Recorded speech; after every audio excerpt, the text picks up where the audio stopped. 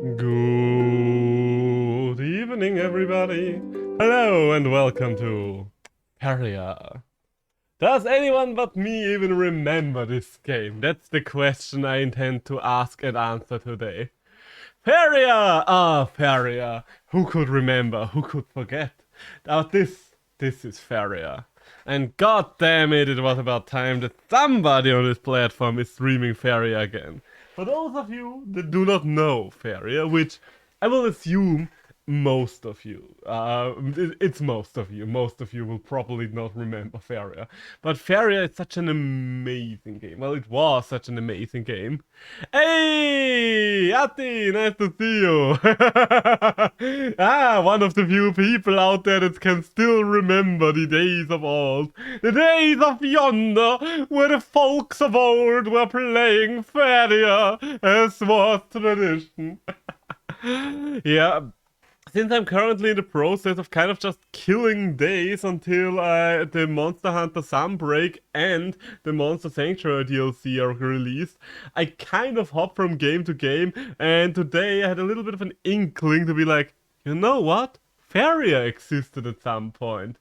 And the servers are still there, No idea how long the servers are still going to be there, but for now they're still there. Long, long time ago, in a galaxy far away. Oh my god, let's just hop right into it, because I'm not 100% sure how long it will take for us to actually find a game. Do you see all of my decks? All of my magnificent decks? I bought so many extra deck slots.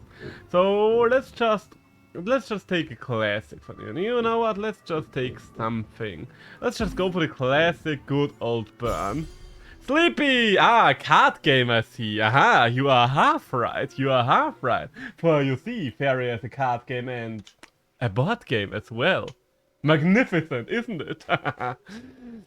No, Faeria was one of my favorite games ever. I played this game so much that at one point, for a very short time, I was the 5th best player in the world of this game. Which is a little cap that I can have in my... well, no, a little feather for my cap that I'm quite proud of. It's probably my biggest achievement in gaming. That I was one of the... in the single digits of a niche indie game. But no, Faeria is amazing, and I was like, god damn it. So a cardboard game. Hey! It's a cardboard game! It's Paper Mario! You remember watching the stream back then? God, yeah, Faeria, I played Faeria while I was still streaming before I had my 4 years break, so that should give you a rough feeling for how old this game is. Oh. Yeah, but no, Faeria was amazing. In case any of you still have this game installed, if you know about it at all, I would be up for scrims as well, but for now I will just try to find opponents on the ladder. I did do one test match before the stream was, because I wanted to make sure that I would find one opponent or so, and back then it took a couple of minutes to find an enemy, but it was alright, it was not forever, it was not instantly, it was an okay time to find an enemy in some kind of 1v1 board game scenario. I just hope we can keep the waiting time under 3 minutes. That would be ideal. Because I'm rambling and I'm good at rambling. But yeah, it just will be the same all over again. I mean, it will be very easy to become the 5th best player in the game, only played by 5 people. So let's just see against Killed! One of the few who's still playing the game in 2022. I have to take a look at the Steam charts afterwards, because I'm actually quite curious to see how many people are still playing this game. You know what? Herald of War and Gift of Steel are fine, I think. The good thing is, because that's what probably killed the game for a lot of people, was the fact that they simply stop producing expansions for it at some point. And whenever there's nothing new coming out anymore, then of course people don't really give as much of a shit anymore. Because at some point most matches feel like you've played them before. You've played against the same archetypes, you played against similar playstyles, and so on and so forth. I actually do still have it, but I will not give you an easy win for free. Ah, oh no. I mean, let's look at it like this, Ati. You would be playing against someone who hasn't played the game in years. So, if you ever had any chance of beating me, it would be right now. So, I have not been this rusty ever, so... that would be a big opportunity. Like, I have no idea what's in this deck. I have a rough idea because I played Faeria for a couple of 100 hours. I think it's probably my third most played game on Steam. You know what? Let's look it up. I think it was my third most played game on Steam, only overtaken by 1 or 2 other games. So, no, all recently played, all games. So, my most played game is definitely Monster Hunter World. So, let's see. The same goes for me. Fair enough. Okay, yeah, it is my third most played game. Number 1 is Monster Hunter... Oh, wait, it's my turn. So let me do my turn before... Ah, it's one of those. So I don't really see a reason to act right now. The Flame Burst I can use later on as well. So my number 1 most played game on Steam would be Monster Hunter World with 1,388 hours. Followed by Temtem with 1,280 hours. Followed by Faeria with 1,007 hours. And those are my most played games on Steam. World was big. Oh yeah, World definitely was big. It was definitely the biggest game, in fact, for me personally. Don't know what this guy is waiting for, but if he does not do anything, then I am just going to smack a Scorch Flame Spectre into his face next turn. He is collecting a lot of mana right now. That's what he's doing. I think with Rise should be sitting around the 400 hour mark on Steam. Yeah, 337 hours. I do haven't played it as much on the PC as I did on the Switch, but I think I still played it for a decent amount of time. Okay, bringing out the Cannon Carrier. And bringing out the little mech boy. Fair enough. Okay. I have no idea what the plans there, what the plans, my man, but sure, go for it. And it is Scorch Flame time. Everybody settle down! It is time for Scorch Flame Spectre! Can you still stop the Scorch Flame Spectre is the question. I'm not going to waste any of my cards there. And in fact, I am probably just going to get extra cards starting next turn. In case some of you are first-time enjoyers of Faeria, a quick explanation for Faeria, because Faeria works very different to all of the other card games that you've probably seen in the digital world. What do you have there? The Emerald Salamander. That is one thing you can do. It's not really going to help you all that much, because I still get one more combat trigger out of this. But sure, go for it. And I still have my Choking Sands. Ooh, Anemone. Flying Taunt can be summoned anywhere. Ah, lovely. So, and a Flash Wind. So I can just play the Anemone, I guess.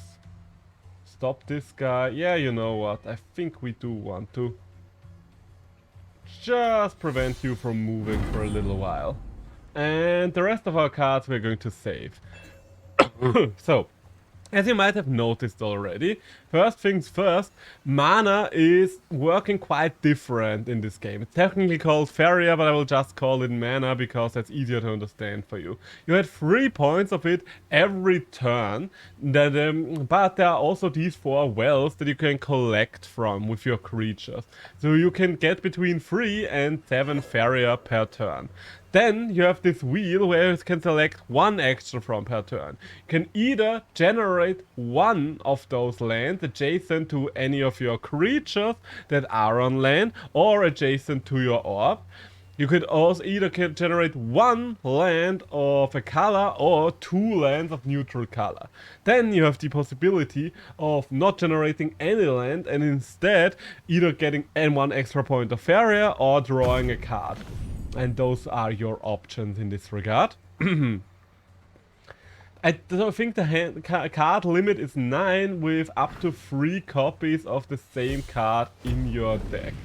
Ah, you're going to hit me there. Ow.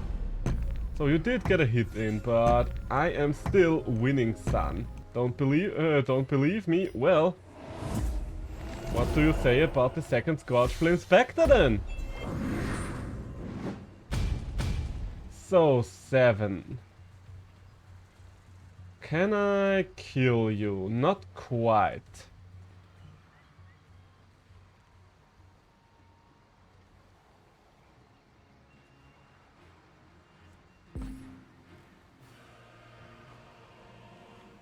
Radrim Fanatic would block 1. Don't really see a reason to do anything here.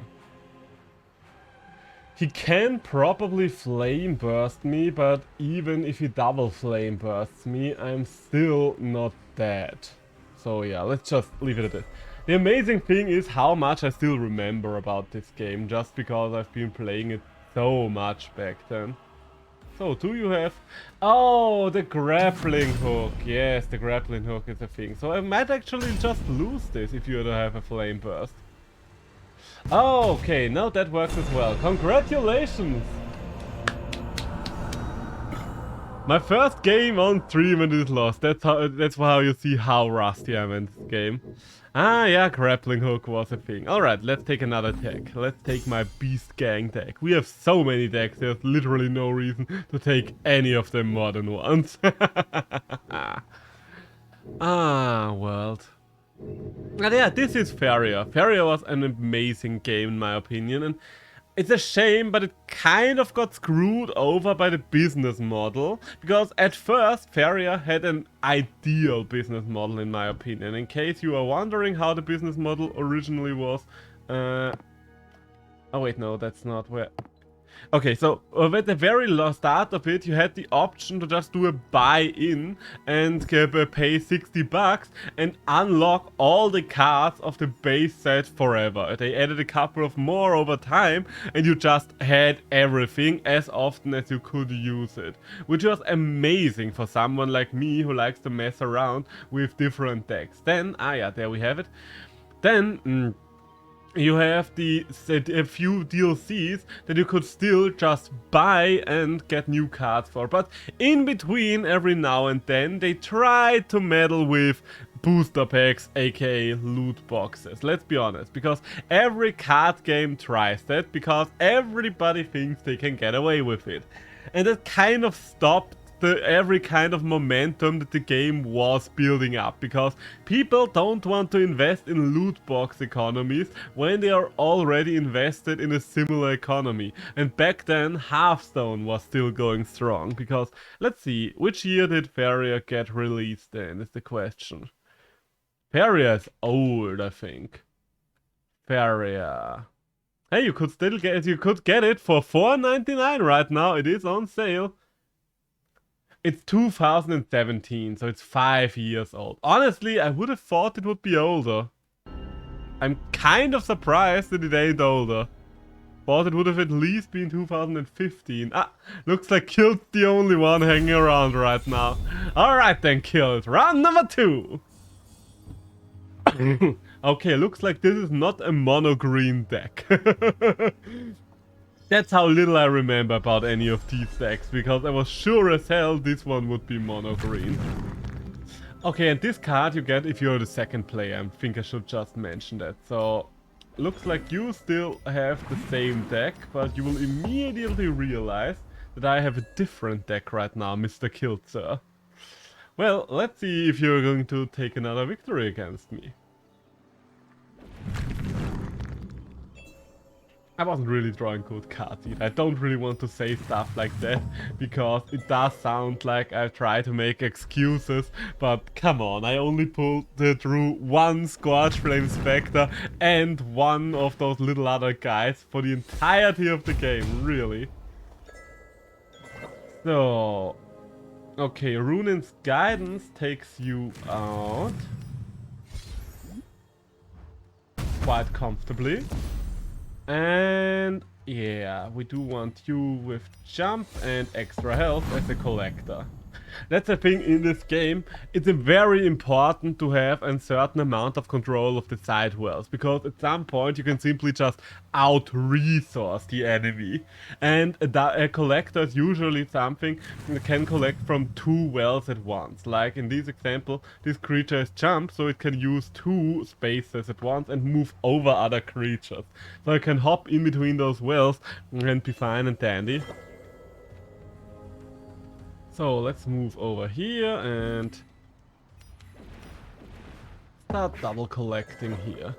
The Frog Tosser is also nice to have, even though I will need a couple more mana for him. Maybe I should not have moved the Tyrannax over there. Ah well, we'll see. It will all work out in the end. Ah, Faeria. Well, yeah, I think you can see already why I am so fond of this game, because it is so unique. It did so many things different from all the other digital card games. Most digital card games try to be either a copy of Magic or Hearthstone. More of them started leaning towards Hearthstone, because Hearthstone just worked better on a PC. Oh.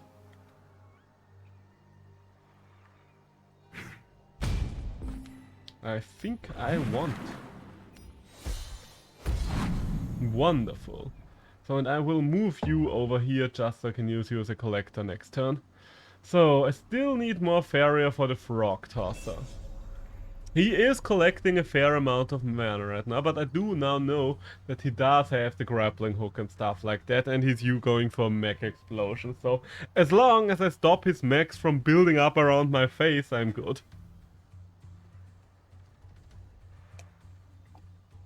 Ah. And then, after the carbon copies of Hearthstone ended, they started to do Hearthstone copies, but with a twist. Like, for example, I do remember Bethesda did this thing, where they were like, yes, it's like Hearthstone, but you have 2 lanes now, isn't that amazing? And stuff like that. It wasn't really all that amazing, but, oh well. E for effort, I guess. So, okay. All things considered, this deck's not a deck for rushing. So, okay, you bring in the frogs. Add a copy of a creature to your hand. Whom could we... Alright, fair enough. So, now's the question. Whom or what am I going to do here? For now, let's just collect a little. Because it's very important to not fall behind. And then let's get a copy of something. Question is, whom? And the answer is just another shifting octopus. Right here with double health buff. Good enough for me. And I don't really want to play anything else, because I can frog toss next turn. Is the game loud enough, by the way? It's mostly ambient sound, I think. I'm pretty sure I turned the music and stuff up, right? Well, I'd have had mute in the background. We can remove that, but anything else is probably permanent deckhand information, cross-platform enabled. Oh, cross-platform. That's another thing that they did that I just can't understand why. They did work on a phone port at some point, and I played on that phone port. It was a working phone port, and then they just decided to, no, we're no longer going to work on that. And just stopped supporting it and even removed it from the App Store. And it was like, why? I mean, I don't know much about programming, and I do understand that it increases the amount of resources it takes to to port something to a different platform instead of just having it on one platform. But at the same time, you already had it developed. It was mostly bug fixes and stuff left. At that point, I think you should just stick it out and finish whatever you were working on, right? So, what are you doing now? You're thinking a lot. Oh, and there goes my little friend. How dare you hit the friendo? Okay, I will just assume your plan is to do something stupid. So, my plan, on the other hand, involves a frog in your face.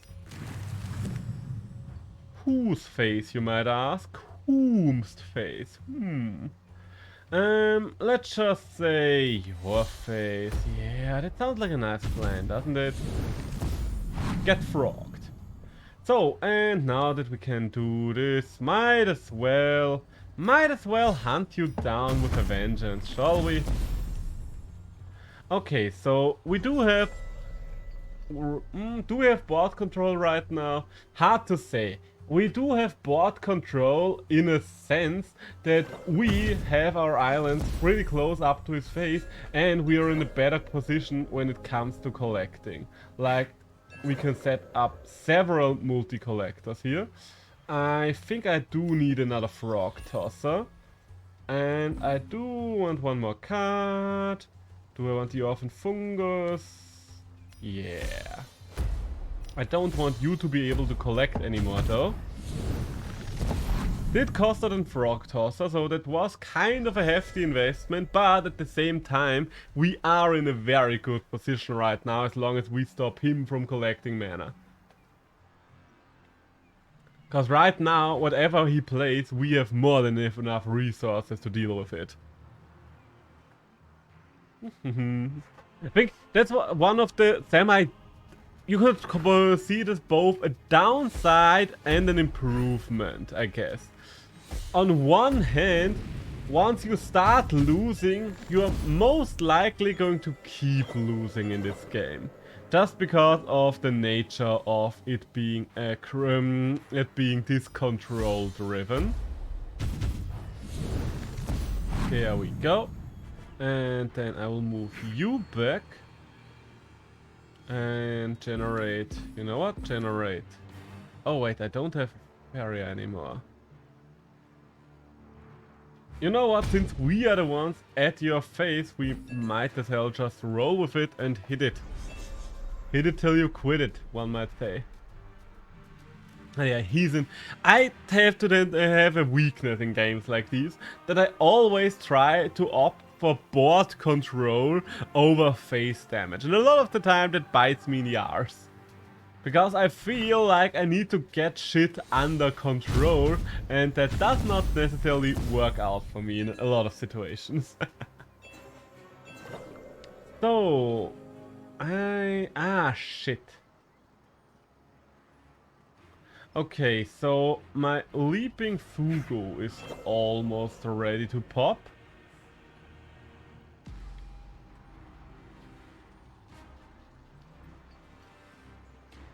I do need 2 more lands for that. 2 more special lands. I think right now I just want to take you out. Do I bring down the shifting octopus? Yeah, let's bring down the shifting octopus.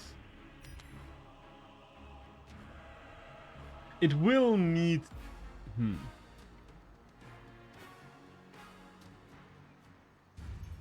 Let's turn it into an attack beast and see how he's reacting to that. Yes, it is vulnerable to a fireball now, but it could be worse.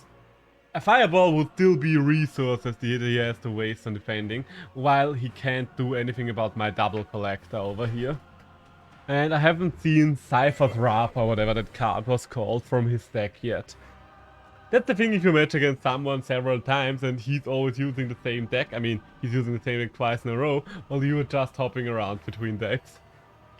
I will have many a surprise for this man if he keeps running into me this evening. And yeah, Faeria.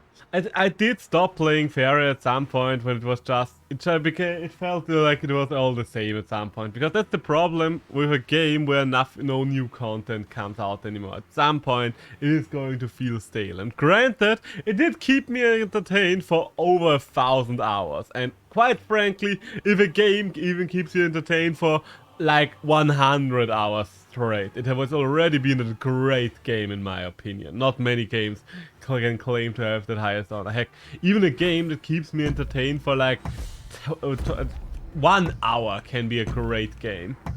Assuming, of course, that that hour is fun through and through. Okay, so you are actually going for it. The madman did actually go for it, so let's collect over here. Yeah, I think it's Leaping Fugu time.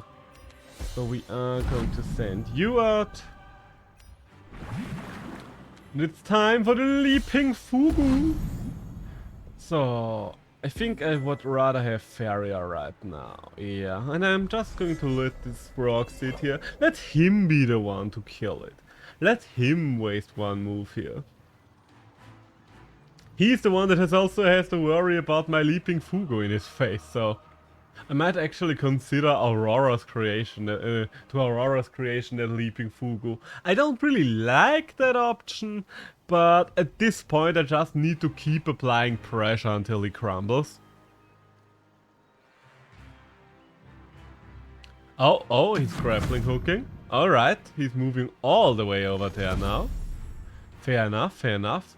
That does mean though he has given up on killing my double collector, so that does work for me.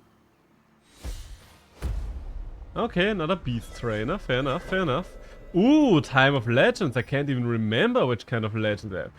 Oh, move!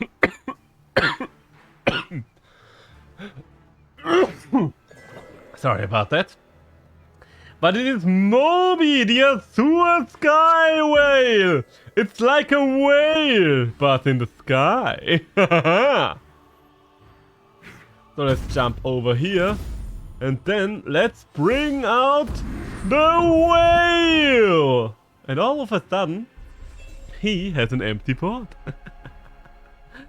And now he has to deal with all of this with just 3 Faeria. Yes, he has 4 cards in his hand, but he will not be able to play most of these cards. Hey, and there we go.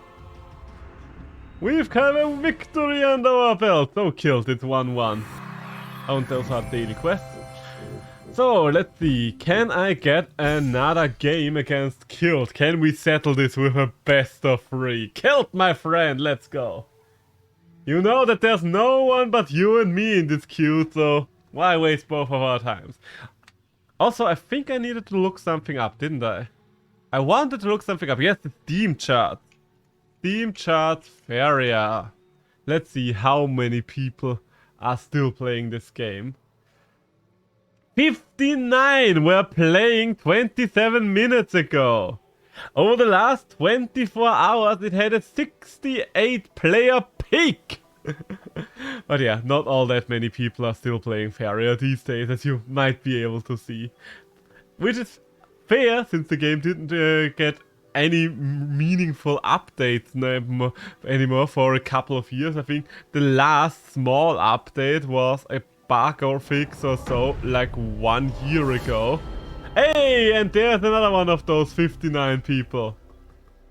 So that only leaves 56 more people for me to encounter, because one of them is I. Arcanol, what do you have? Hey, Demonic Salmon. Decent, decent. I think am I going to keep this hand? I think for now, let's start with the Demonic Salmon. Let's see if I can still remember how to play 2 distance rush. I think if I remember correctly, you start with a desert, then you go over with neutrals, and then you play your second desert. Fire. Okay, well, fire can be tricky to deal with, but let's see, we'll see. Okay, there's my big removal card. Let's hope that we won't have to use it. The Rakoan Reveler. He's reveling over there, that little Rakoan boy. Okay, red-green. That will be semi-hard to deal with. And the llama corn I do not like to see.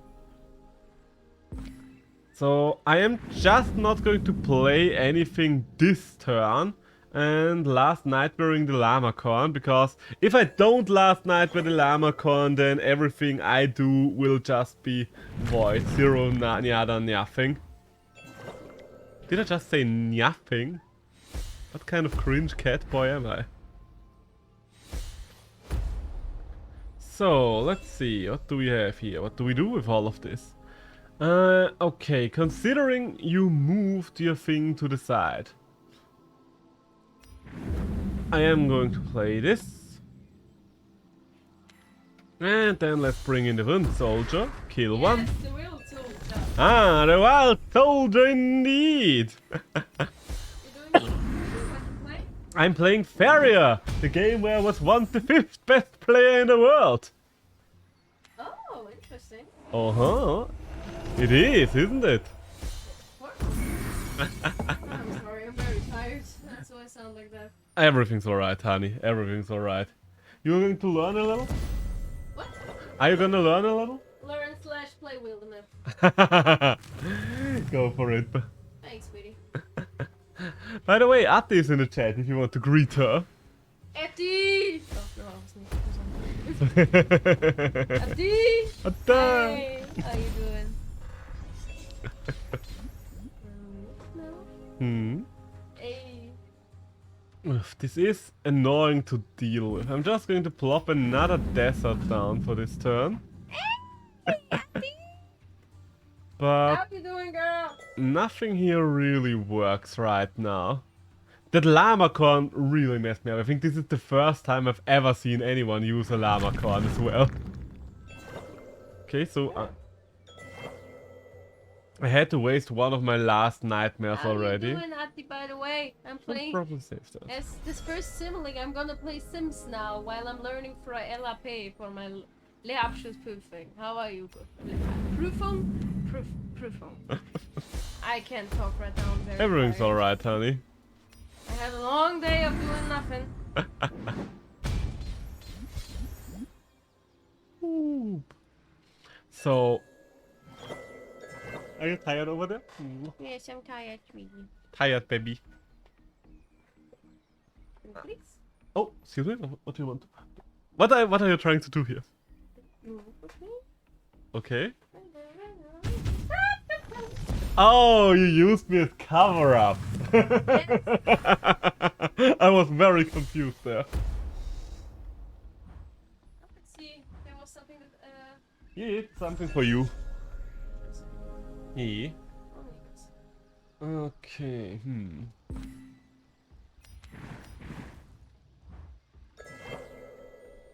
He's a 6/6 right now.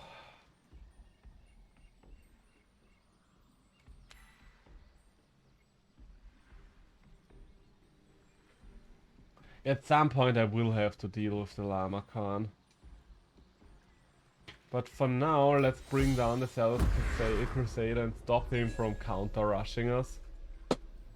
Should have probably placed him down over here, because protecting my own health is not really all that important, since he has a Llama Khan. Sweetie? Maybe IRL, but not in the context of this very match. I'm just fucking with you. Well, fair enough. Oh, Rakoa Copter. Okay, now you can actually deal with both of these. I do not appreciate. I do not approve. I do not. No. Oh, but this is good. This is good. We can actually make this work. He has given me an in. He has given me an in. And with this in, I might get out. Thanks to the 8/8 Crusader! Oh, and the Oradrim Monk will come in handy as well. Okay, so my assumption, if I was him, I would now kill the Demonic Salamander with his Emerald Salamander and then use the Rakoan to block me off for a turn. Okay, he's not playing like me, now we know. And knowing is half the battle. But I finally have something that... Wait, what? What's the other? Ah, the other half was incredibly violent. But now... Okay, you're not going to block me this way. You do realize that. Okay, there's Faeria. Oh god, okay, you're buffing up. Ow. Okay. Well, okay, so much for that. It feels so rusty, the fact that I'm just apparently losing here. Is this what losing in a video game feels like? Not a good feeling. So let's bring out another Baron Sky Vermin. So I'm landing hits here and there, but I'm not really getting anywhere because he still has the heals of the Llama Corn. I guess Llama Corn is good for the defender if you're playing a slow attack. Each player draws a card and gains 2 life. Okay, so he's finally using the Llama Corn. Oh, that sounds like my last Zealous Crusader. Yeah, there he is. On one hand, I want to play the Zealous Crusader. On the other hand, I know that if I do so, I will be out of big units. So, move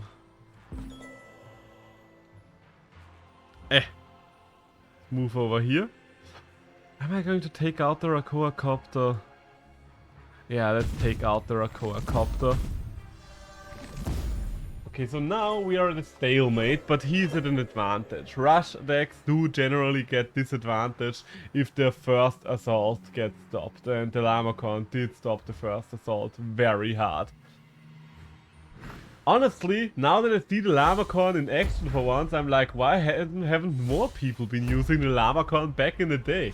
It does stop rush. Yeah, I think this is kind of over. The one thing that I can still do right now is bring out the Zealous Crusader. But the second this guy's dead, there's no way in hell I'm still coming back. Because in a control type of scenario, this deck is not built for control. This deck is built to throw things in the enemy's face fast.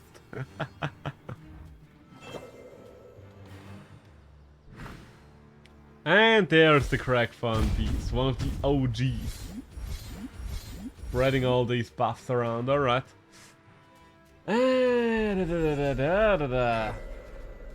Okay, so...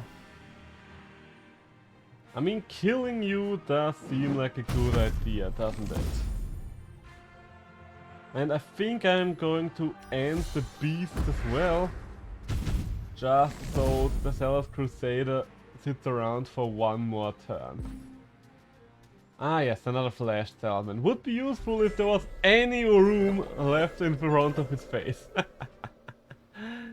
Yeah, no, I think this is just us losing. You know what, I might actually just surrender to hop into the next game, because at this point he is going to win. It is just going to take forever because this man is playing very defensively. Did I have a Doomsday in this deck? That's the big question. If I still have a Doomsday, then I might actually have a chance. But I have not the slightest idea if there's a Doomsday card in the deck. So I guess the only thing we can do right now is cycle our deck as fast as possible and hope that we've put a Doomsday in.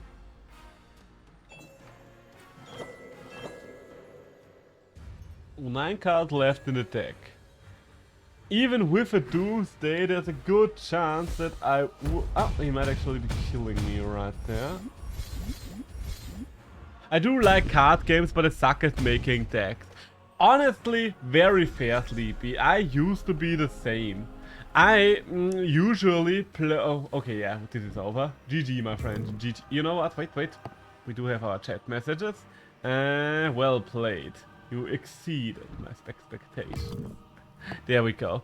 Usually, back in the day, whenever I played any of those digital card games, because I loved all of them, I would just look up lists of decks that have already been tried and proven themselves to be true, and just copy those. And then maybe adjust them slightly over time to fit my personal playstyle. But it used to take me forever before I decided to start building my own decks.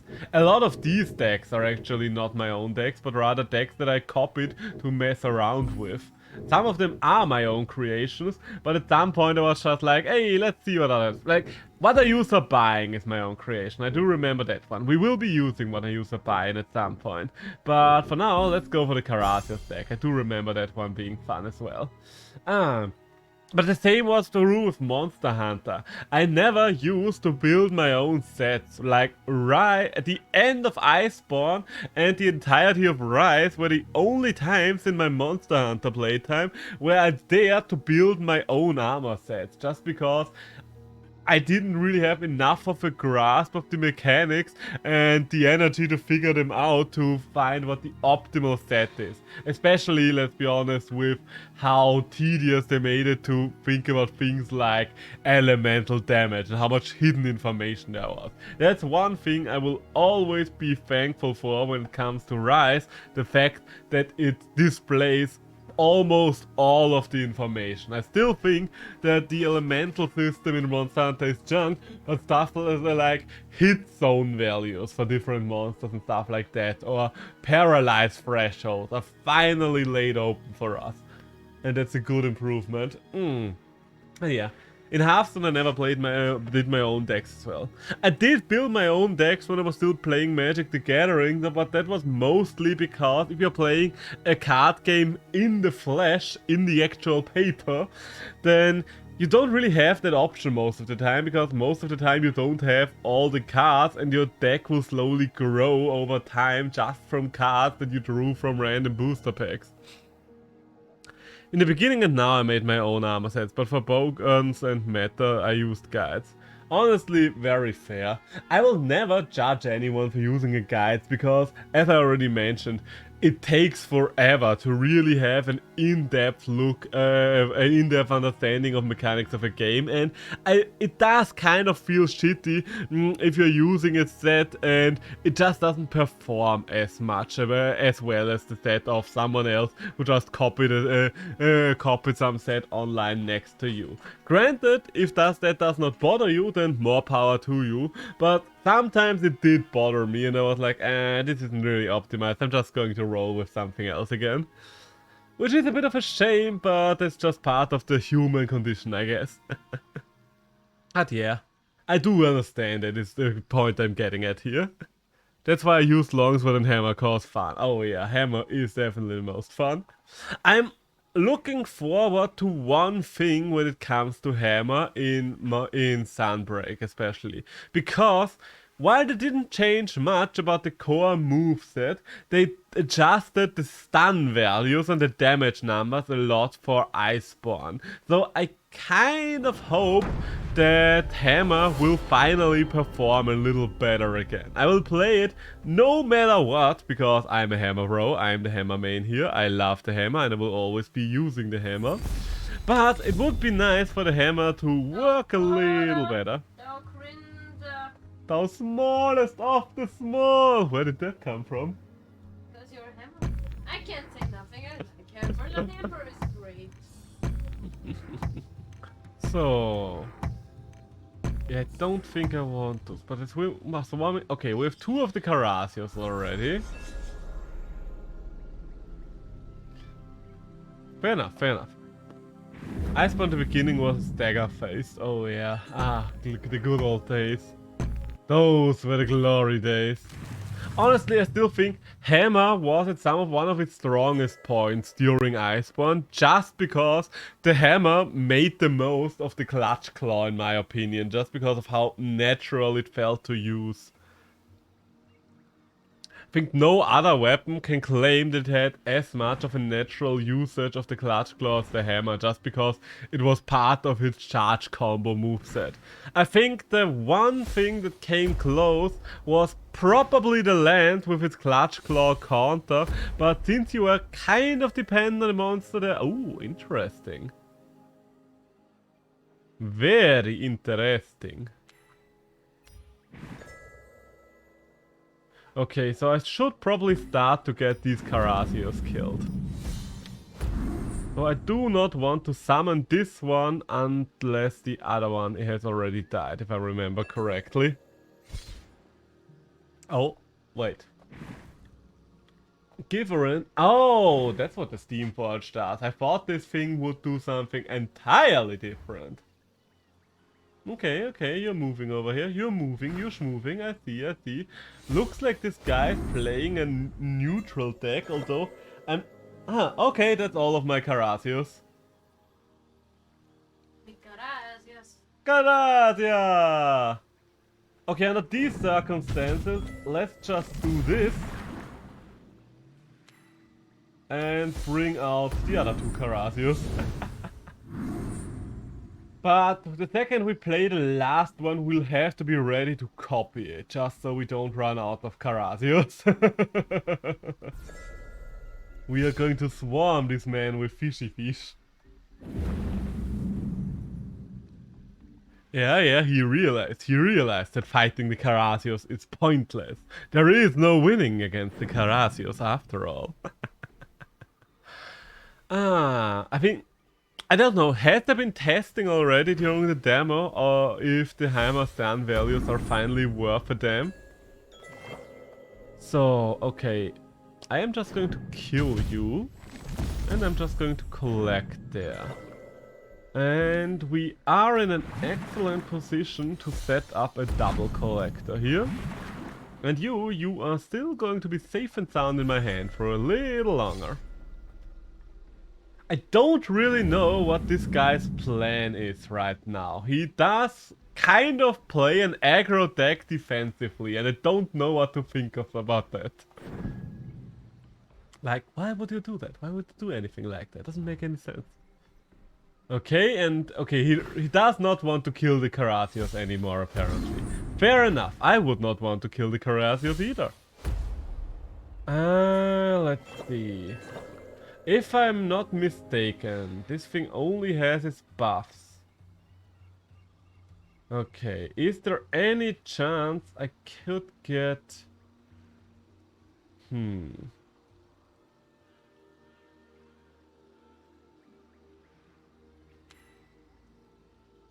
Okay, first things first, let's bring out the Curious Biomancer. Question is, where are we going to bring out the Curious Biomancer?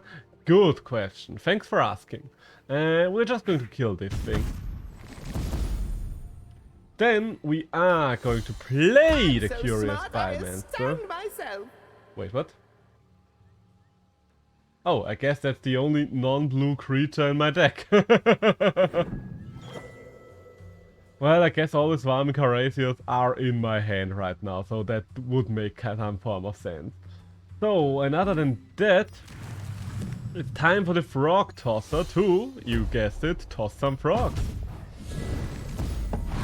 That's the good thing about the Frog Tosser, you can just basically decide where to trade. So Ati, by the way, still not feeling it, still not feeling up to the task. You've seen I've lost games today already at very low rank, so I'm rusty enough to be defeated. Oh, I'm so vulnerable right now, you could definitely get one in over me today.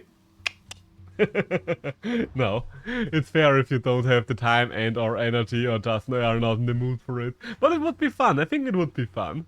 Just to see how it goes, because I will be honest, I have no memories of your decks anymore. Okay, what do we have here? I think right now I just want to go for a clean house. First things first, this thing is gonna get destroyed. Second things second. What does this thing do again? Ah, yes, it allows him to be swallowed. You know what? Why not? Hey! Do you have Divine Protection now? No, you don't. So, for starters, let's kill this guy first then. Maybe after dinner for a round, but you will still win very quickly, so don't remember any of my decks either. See, we are on even footing then! There has never been a more equal deck of a day to match against one another as today! Some of these decks I have not have the slightest idea what they might be capable of. Rejoice, for your moment is here! Yes, Queen! Slay! Slay! Slay thine enemies! Nice indeed.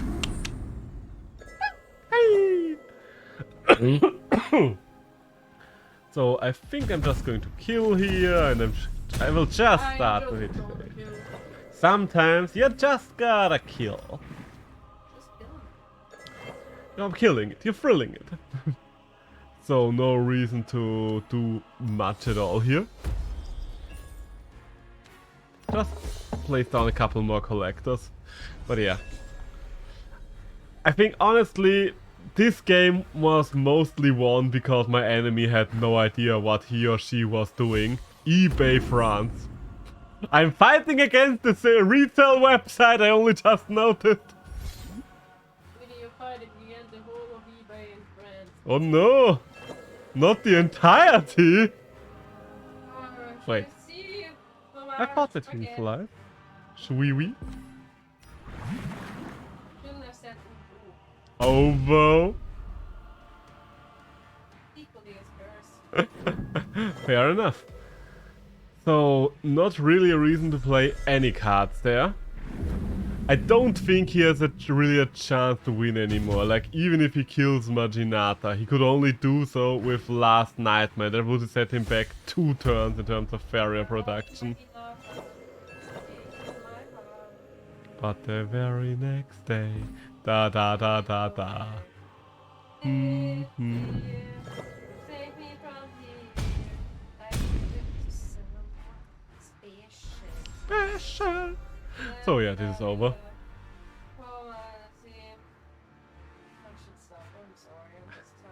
Everything's alright, honey. I think it's very fair to be tired at these current temperatures. I don't know. In case you don't know, we have roughly 33 degrees Celsius in Austria today. And it's hot. It's hot. And it's not hot in a good way. More hot like in the I'm melting way. Like you're the Wicked Witch of Oz. It's not hot in a sexy way, it's just hot in a hot way. And that's not sexy. Yeah, I mean, it can be sexy if you like the heat, I guess. Who likes the heat? I'm at 18 with a chance of rain. Enjoy it as long as it lasts, Sleepy. Because if it's this hot over here, it will be as hot over in Germany at some point. Mechazoid! Whatever Mechazoid is.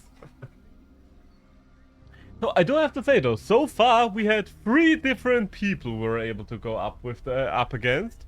So in a sense we've defeated, let's calculate really quick, 5% of the entire Faeria community already. Not bad. It was the last days. I checked the Steam chart and it was like 59 people were playing. 59! Which is quite honestly still more than I would have expected. But I'm happy about it, so I can at least find some opponents. But you have to consider, there are 25 ranks in the entire game. So basically we have 2 people per rank. Oh. It feels like an anime arc. There's a clearly visible number of enemies I have to defeat this season. And once I've defeated the first guy, there was a shadowy council studying my stream from afar, going, "Ah, but he has only defeated the weakest of us Faeria players."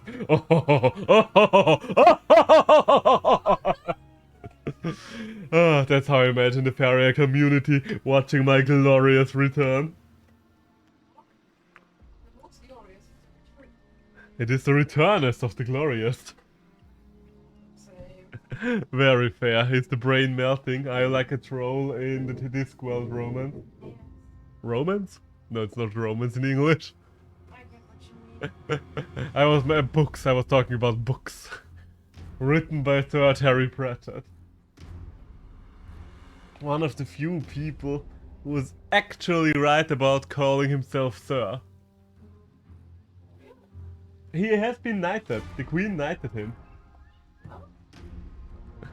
I don't know what. Yes, of course you did, sweetie. Why aren't you fixing? Because the brain is milky milky. I wanted to do something for school right now, but then I remembered, like, what should I do? As I always tend to say, it is important to take breaks as well. Yeah, I mean, then what are you doing right now? it just looks like I'm taking a break, but I will be back to work in 15 seconds. Alright, if you say so, then have a good learning session. Well, do we ever? Do we ever? What do we have? I swear to God, if they presented videos about learning, if they just packed the information that I needed to remember in some form of slightly humoristic animation video, I would be so great at learning, because I remember so many of the useless facts YouTubers cram into their animation video. Yeah. It's a thing. It's shitty. But no, we have to be presented with stuff to learn in the driest, least engaging way possible. Ay ay ay. I'm also the entirety of this Faeria streaming right now, ain't I? Let's take a look. Oh.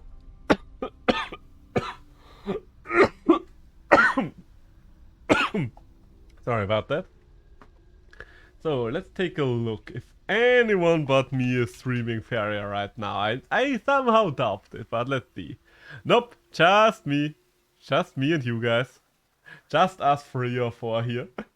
Hanging out, enjoying our time. Do do do do do do. Ba ba da ba, ba ba da da da. I mean, while we are waiting, because the queue is taking its sweet time right now, we will probably be doing one more stream before the big day, the day of Monster Hunter Sunbreak. That will be on Wednesday, because I do have a long day at work tomorrow, and I will most likely not have the energy to stream in the evening. I will have a long day on Thursday as well, but that's when the new Monster Hunter comes out, so we are going to play it, no matter how tired I am. I swear to God. You alright over there? I will take your silence as a yes. Tie bite. Yeah. Everything's alright, huh? I mean, that's not quite how you use that item, but sure, go for it. It's not so cringe when you say it. No, I'm not doing anything sexual. Yes, she's not doing anything sexual. Wink. Yes. Yes. Wink. Wink, wonk, wonk. Isn't a wink just blinking with only one eye? Ah, I love you too. Do you know if we still have aspirin in this room somewhere? Ah, because I could really need use an aspirin right about now. Ah, would you be a dear and get me an aspirin? I have one in my pocket. Okay, okay. I just wanted to make to remind you, remember that this is where the wait, this is where the screen cam is. Let's, without saying too much, but let's just say she's dressed adequately for the heat. Yes, because I'm wearing next to nothing. That was one other way of putting it. I thought mine was quite elegant. Here you go. Thank you. Because my headache's not that bad, but I have a lot of neck pain right now. Oh! For fuck's sake! Okay, so... all things considered, we are going up against a green deck with a red deck, which is never good. That's never good look.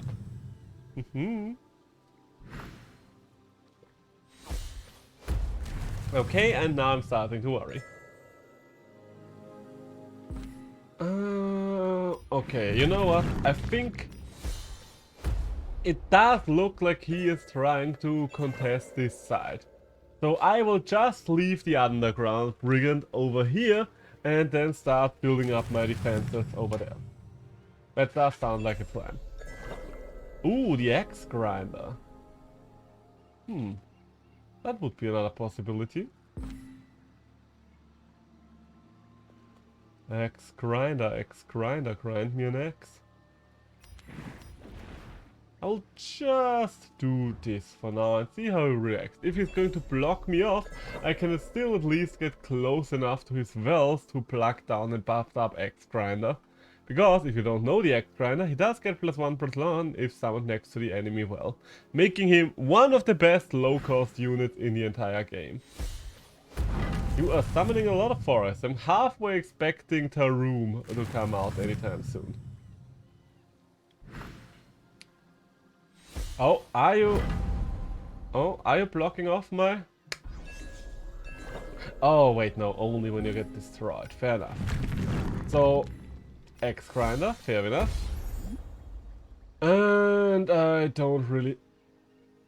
Oh, wait, I can actually take this thing out and generate Faeria while doing so. That's lovely, that's perfect. Not sure if you really wanted to send something like that over to a combat unit. Combat, for those of you that don't know, I mean, you probably recognize it by now, but it always triggers whenever the minion is fighting. And fighting something that can't strike back is just a nice way of doing this. I see what you're doing there. Okay, so, since you bring out the bone collector...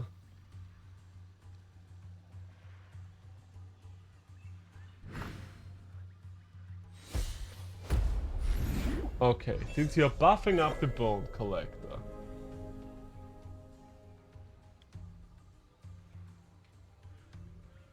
I think I just want to explore for now. Oh wait, I can't until I destroy this thing. And just keep on generating a little more Faeria. I don't really want to kill them while the bone collector is just standing there menacingly.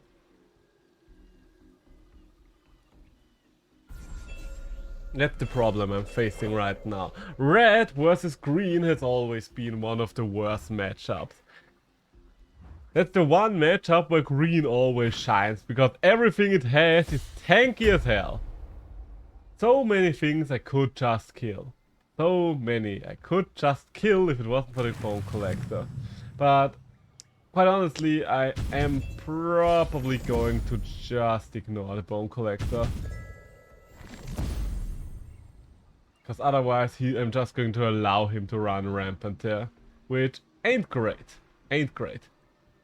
I'm going to plop down a thing. Ooh. Ah, you're not close enough for that.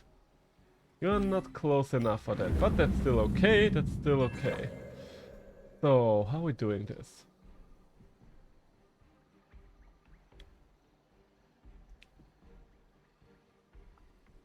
So the Rakoa Copter. Honestly, I think the Rakoa Copter is the better option in this situation. Just because he gets it all done here. He does get it all done. So my plan right now is to find an opening with the airbot to dash my unit in, plunk down a mountain on one of these spots here, ideally, and then hopefully I can just start enacting pressure on his face. Yes, but there is a problem right now, that problem being this guy standing in my way. But that's not an unsolvable problem. We can get the bone collector out of the way. Unless, of course, he starts buffing it up even further. Okay, the bone collector moved out of the way willingly. You might end up regretting this. Okay, wood elemental. Okay. The wood elemental is kind of mess. Oh, nice. Okay, I've got the perfect answer for this situation. And now, time to get some stuff on the board. So, Ace enemy creature structure. Okay, so it would not work against certain things here, but now we finally have something big in front of him, and that's what we wanted all along.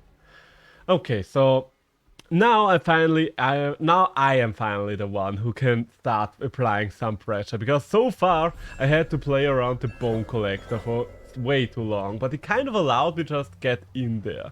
Granted, he still has a lot of forest right in front of my face, and judging by the way he plays, he will probably play something like an Oak Father pretty soon. Okay, that's another thing you can do.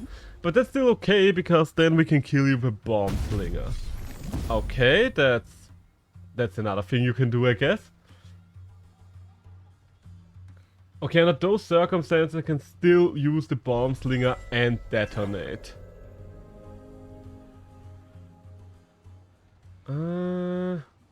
Detonate does 2 damage, right? Yeah, so I do need to move one of my creatures over here. Sadly enough. Let's explode together. Excuse me? Can we talk about Subset 3, because I can't really concentrate on that right now. Just want to think about. Pooh.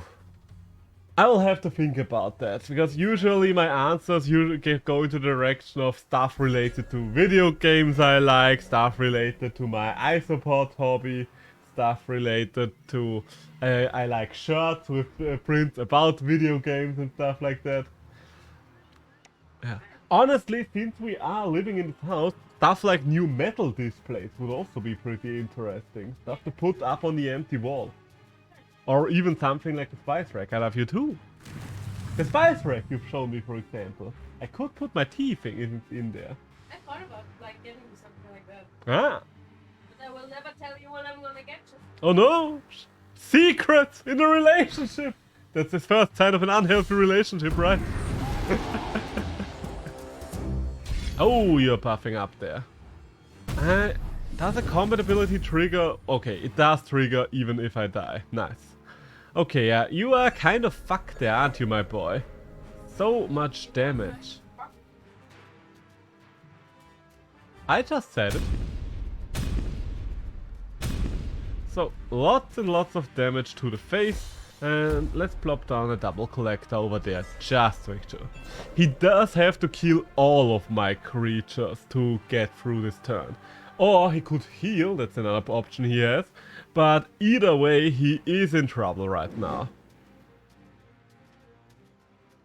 What's the plan? Okay, bring out the next Bone Collector. Not really the kind of unit you want to use when you're already under pressure. Because that's the kind of unit that not really going to save you there. Especially since the Rakoa Copter can shred the rest of your stuff right now. Okay, you are getting yourself a couple of health points back, fair enough. So, the big question right now is, will I get anything that does 2 damage? That's 1 damage, we're getting there, but not quite. And that's the Cannon Carrier. We can launch a mech.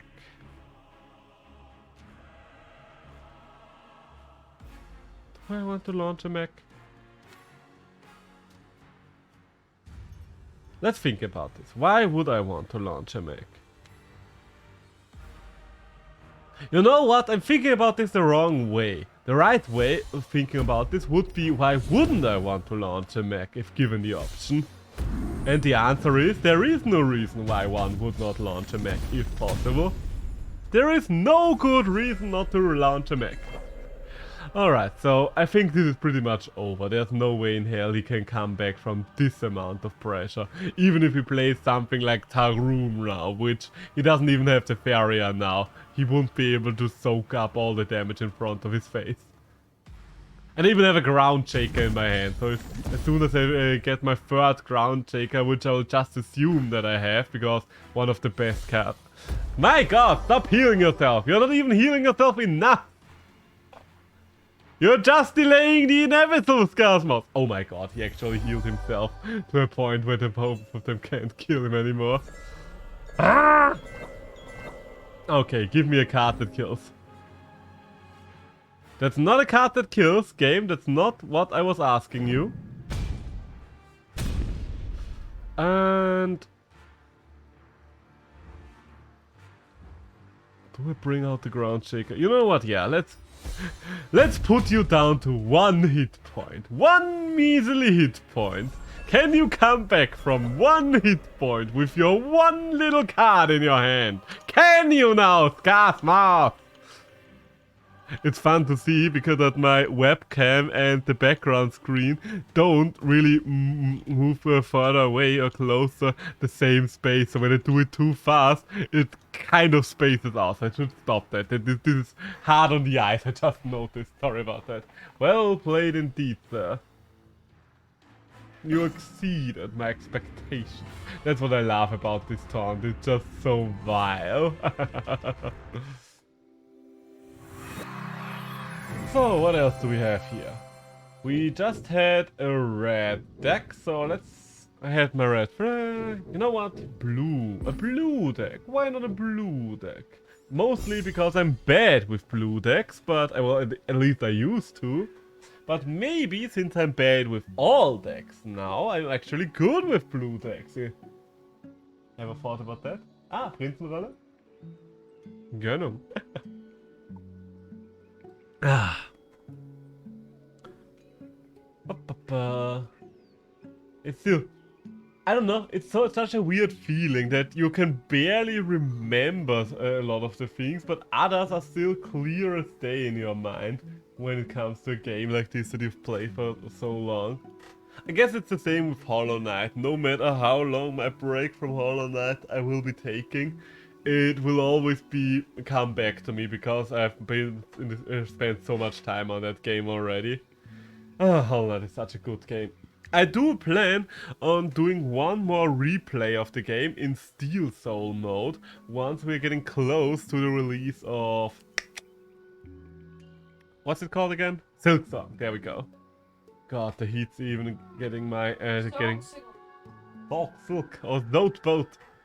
But no, I do want to try Steel Soul at some point, and I think that would probably be the way to get the most hype about another replay on the channel. But I do want to do this pretty close to the launch of Silksong. And I would hope that Team Cherry does give us at least a little bit of a heads up when it comes to the launch of Silksong. Who knows, they might also be like, hey guys, Silksong's out by the way. Who knows, I wouldn't put it past them, let's just say it like that. Ah, my chocolate bar is melted. It's too warm for the chocolate. And this is a very bad starting hand. Like, I don't like a single one of these cards for starting hand. Okay, Prophet of the Tides, that's another story. We can make that one work.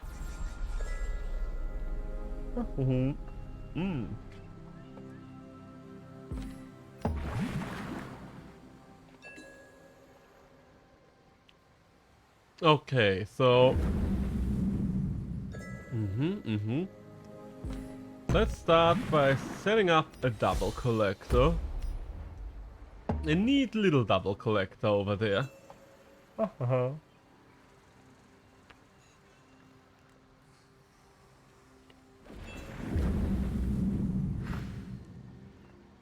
Oh!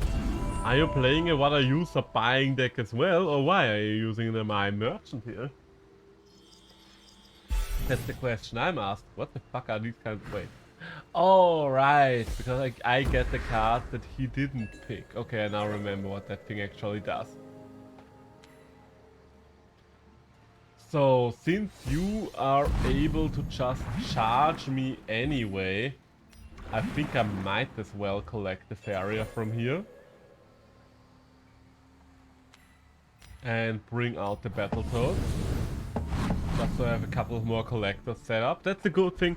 I do remember that much about the blue jump deck. Oh, right. You are getting stronger. I forgot about that. Okay, this might be a little bit of an issue then. Because I haven't set up something that can take care of this guy. Ah, okay, he does get stronger whenever I have X amount of cards in my hands, alright.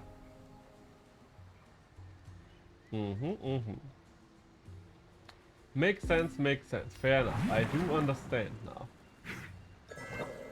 But that does leave me with a problem. The problem being how to deal with this. Because right now, while I am getting a lot of Faeria, I'm not getting enough Faeria to deal with this. He is definitely going to get one more buff. So let's bring out the Silent Warrior. Sadly enough, he will still get buffs on both of them, but he can't kill the Silent Warrior for now.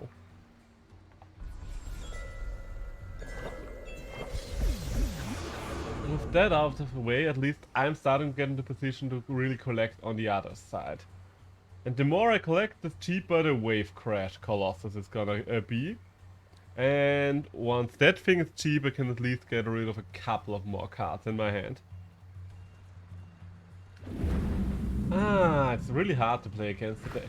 This deck would be so easy to deal with if I had my Rush deck right now, wouldn't it? Okay, when does this thing trigger? Okay, so 4 seems to be the magic number in most cases here. And the very good thing right now is, let's collect here, and we're going to collect here. Wave Crusher Colossus down to 4. Are you a Triton? No. Okay, so I can't... Oh, but you are a Triton. Okay, so I should probably save this guy for now. And let's bring down the Wave Crusher Colossus. Move you over here. And okay, now we are set up for a quadruple collection, which is excellent. He will... Ah, fuck, I should have brought out the Triton Warrior just so I don't have 4 cards in my hand anymore. My bad, my bad. I am rusty, alright? Give no one satisfaction of your smile. Would be like a little bit of an dissatisfying stream if I just was like the entire time, hello everybody, welcome to my Faeria stream. I am Insane Seishiro and we are playing Faeria today. So, as you can see, Faeria is a video game. Kind of an digital game in a way. I'm not like all the other male streamers out there, alright? No. No, he's not like other streamers. I'm not like other streamers. No. Not throwing shade at anyone. But there are a lot of, especially smaller male streamers out there that are just so soulless whenever they stream. And I just don't get it. It's like, but why? Shouldn't you be having fun right now? Is this your fun thing?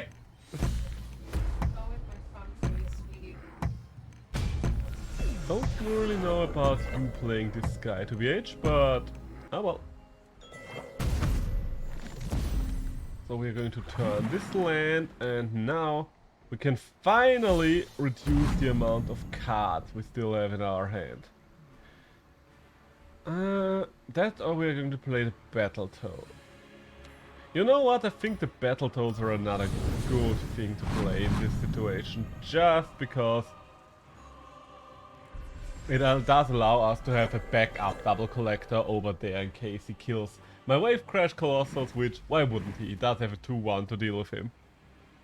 Since when I was so energetic, usually you see me on drugs, that's the answer. There's just a fuck ton of crystal meth I have to take before I start streaming. Otherwise I will just morph back to my original state. No, he's more.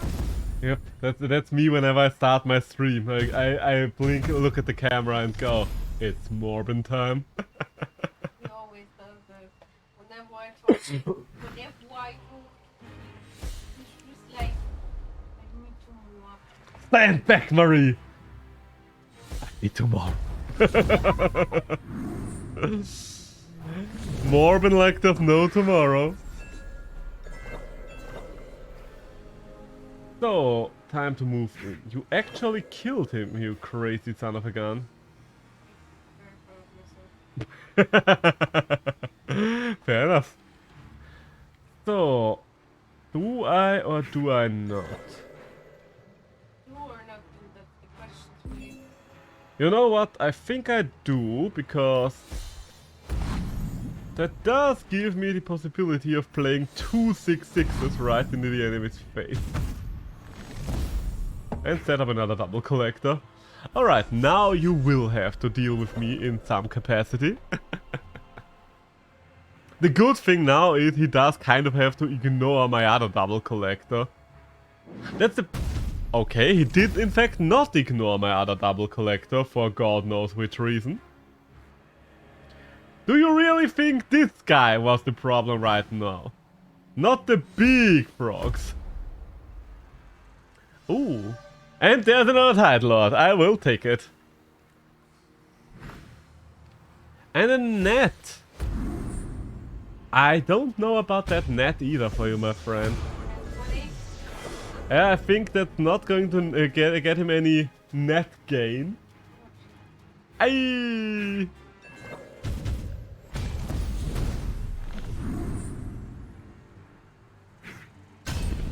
So, are we going to play yet another Tide Lord?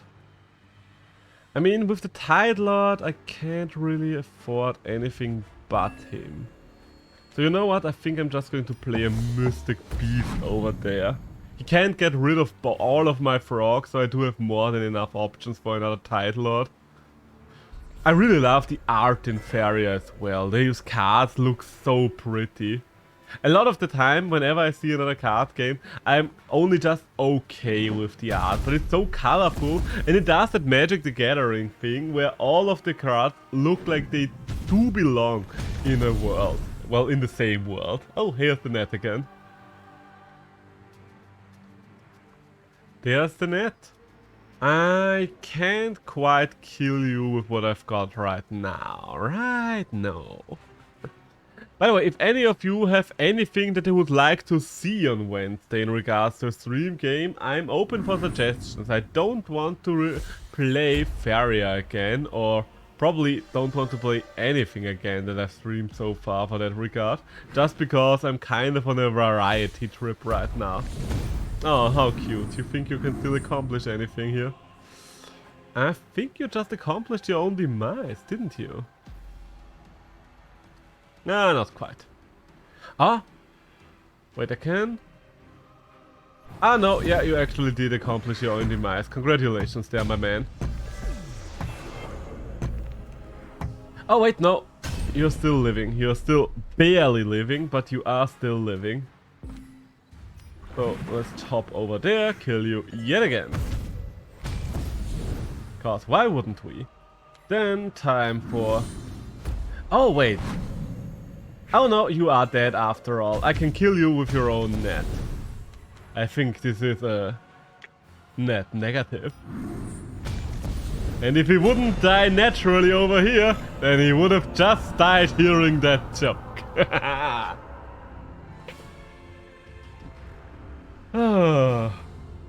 At least I amuse myself.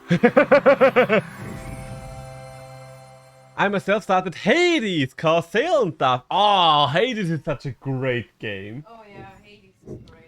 I don't know how much time I spent in Hades because I played it in the Epic Game Store, and I don't think there's a way to really look at your playtime on an Epic Game Store, but Hades was excellent. Hades is not only some of the best storytelling in a game, it also has this thing where I really love it when a game does something in regards to the death mechanic. Like I love that in Shadow of Mordor, and I would even say that Hades does it even a little better just because literal story progression through your death and demise is a very unique concept, and not too many games do it, and it's a shame. Yeah, I've picked up a couple of things on the sale as well. Some of them I did return again, mostly because it were games that I just wanted to check out, and I realized within 5 to 15 minutes that I wouldn't want to play them anymore. But the other game that I did pick up that I really liked so far was Rogue Legacy 2. Another roguelite like Hades, that's why I just remembered all those things. Rogue Legacy 1 was also amazing. Don't know if you've ever played it, but so many good games. So many good games. So yeah, that's a decent starting head, isn't it? Yeah.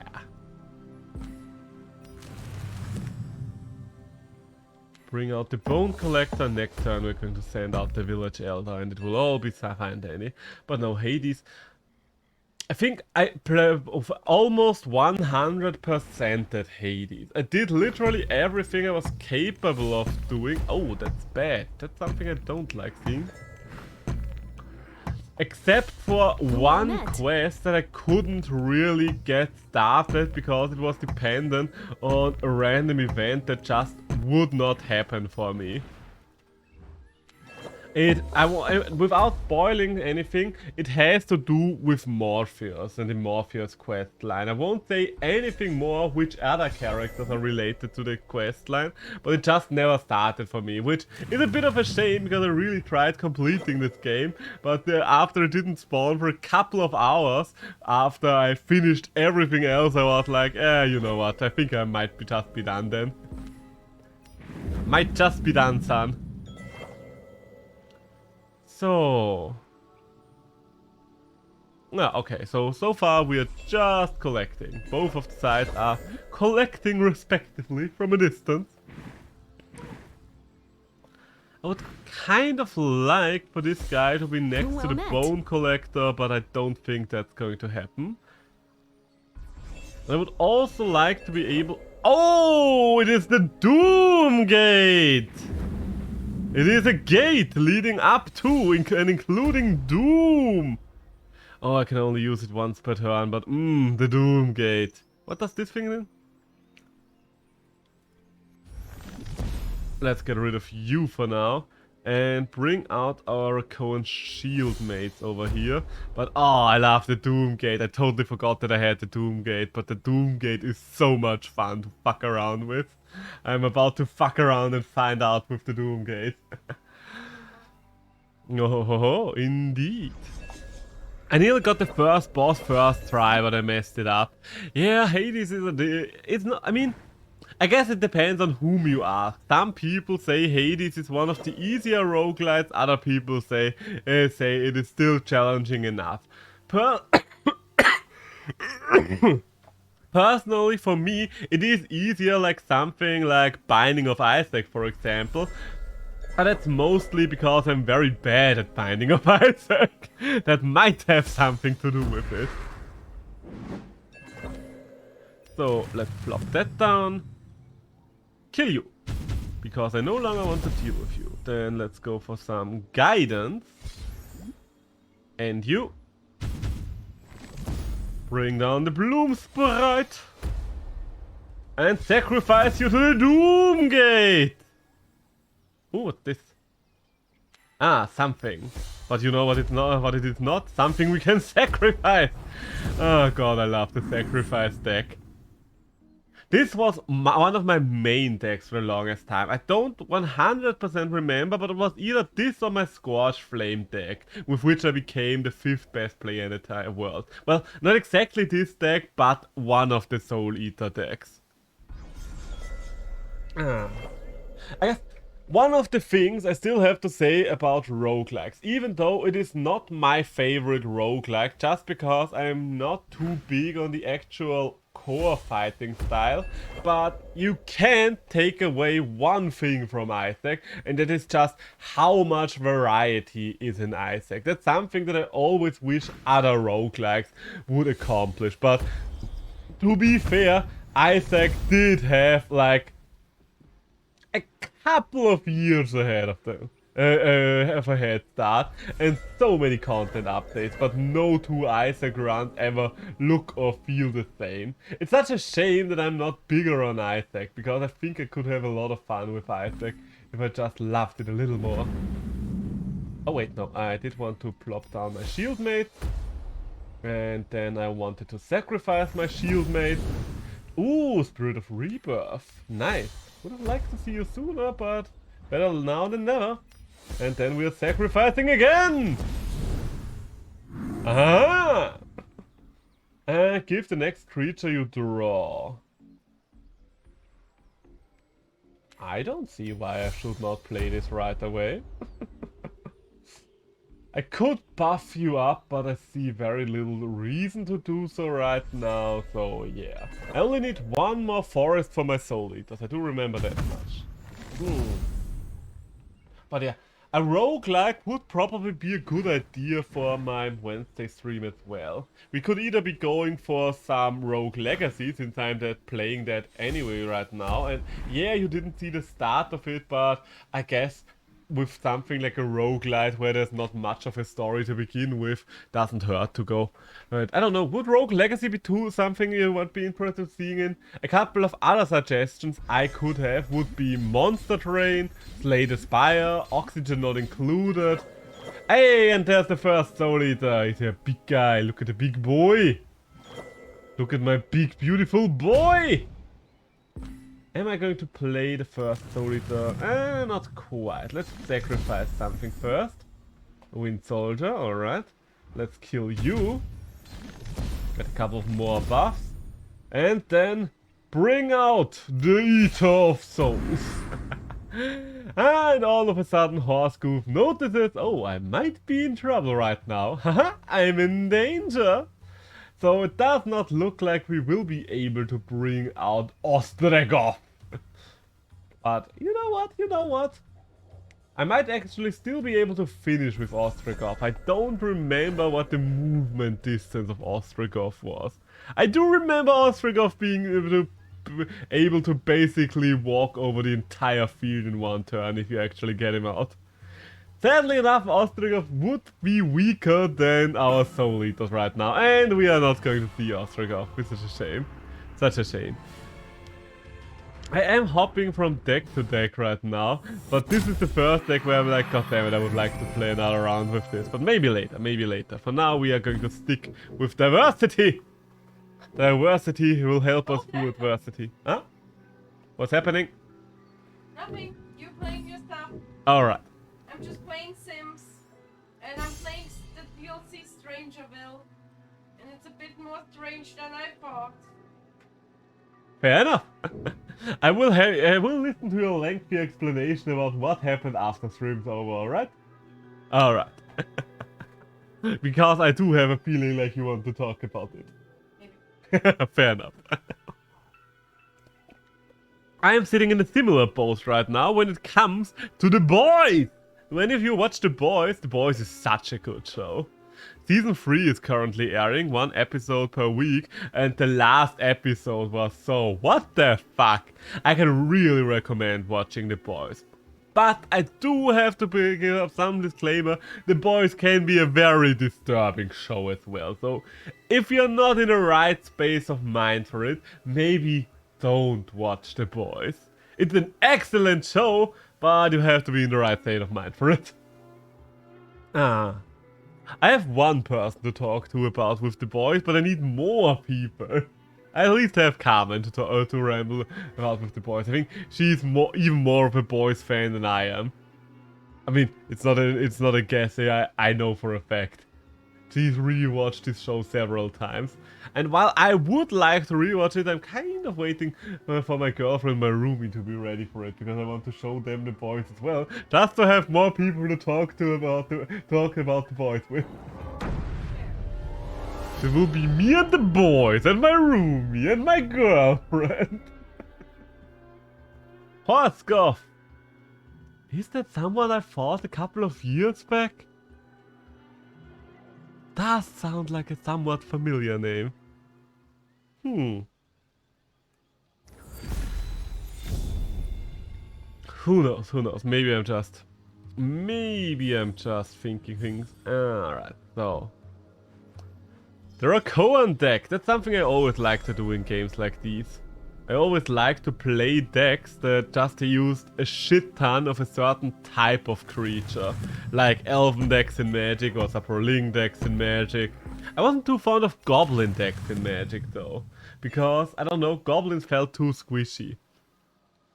With stuff like Saprolings, you only had to sacrifice your tokens and you were fine with that. Cypher's Fodder, okay, that's a damaging deck then. Since you are going to try and damage me, I will try to not let you do that, I guess. Wait, since when do you take 2 deserts? Weren't you a 1-1 in terms of the land requirements back in the day? Am I misremembering? Did they change you? Did they nerf you? Huh. Questions over question. So, you are just going to move on ahead. Fair enough, fair enough. I would do the same if I was you. So, what are we going to do here? I mean, we do have enough time right now. Nose is itchy. I'm just going to plop down the shield mate. And next turn, I will most likely just transform my little Rakoan here to kill the Cypher's fodder. Aggro decks. It's always such a weird gameplay with aggro decks. Why are you buffing him? You're so far away. You're no longer far away. Fair enough, fair enough.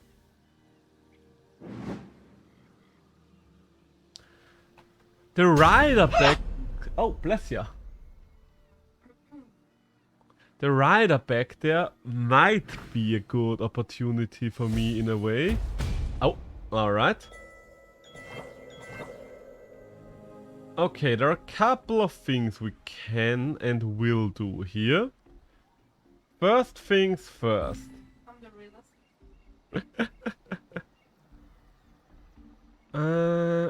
Goddammit, this will be a little bit of a spacing issue, won't it?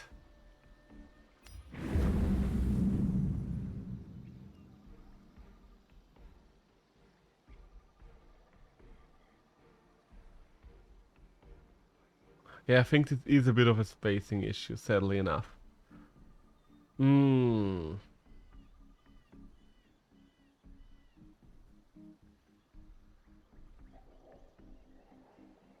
Yeah, okay, sadly enough, I can't do this the way I want to do it. Oh, wait, I can if I play you on another field, can't I? So if I play you over here, I forgot that you are multicolored for a second. There we go. So we did have to eat quite a lot of damage already, which I do not appreciate. And since we know you are using Horse Masters, I am going to not underestimate the threat you can deliver at close range anymore. Do I have healing cards in this deck? This would be a good matchup for some couple of healing cards. I mean, I have all the colors, so it's not unlikely that I have some healing cards. But I would like to draw them sooner rather than later, I think. So, I don't know what to make of the Horse Master, but I do know that I don't want to make anything of the Horse Master. That's why we are just going to shoot you. Just to make sure you're not doing any funny business. And you know what? Let's dash you over here. So right now, he will have a hard time to really get in there.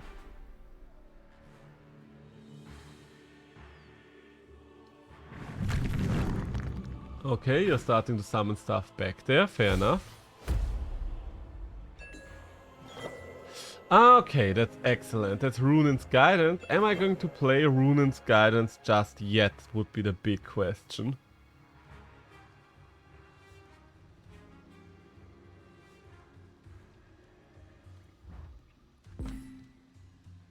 Was it a bad idea to move on ahead right there?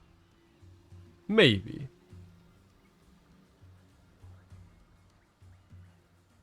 Gift of the Rakoan would be a +4/+4 right now. But honestly, I think that's worth it just so I do have the you as a guaranteed blocker.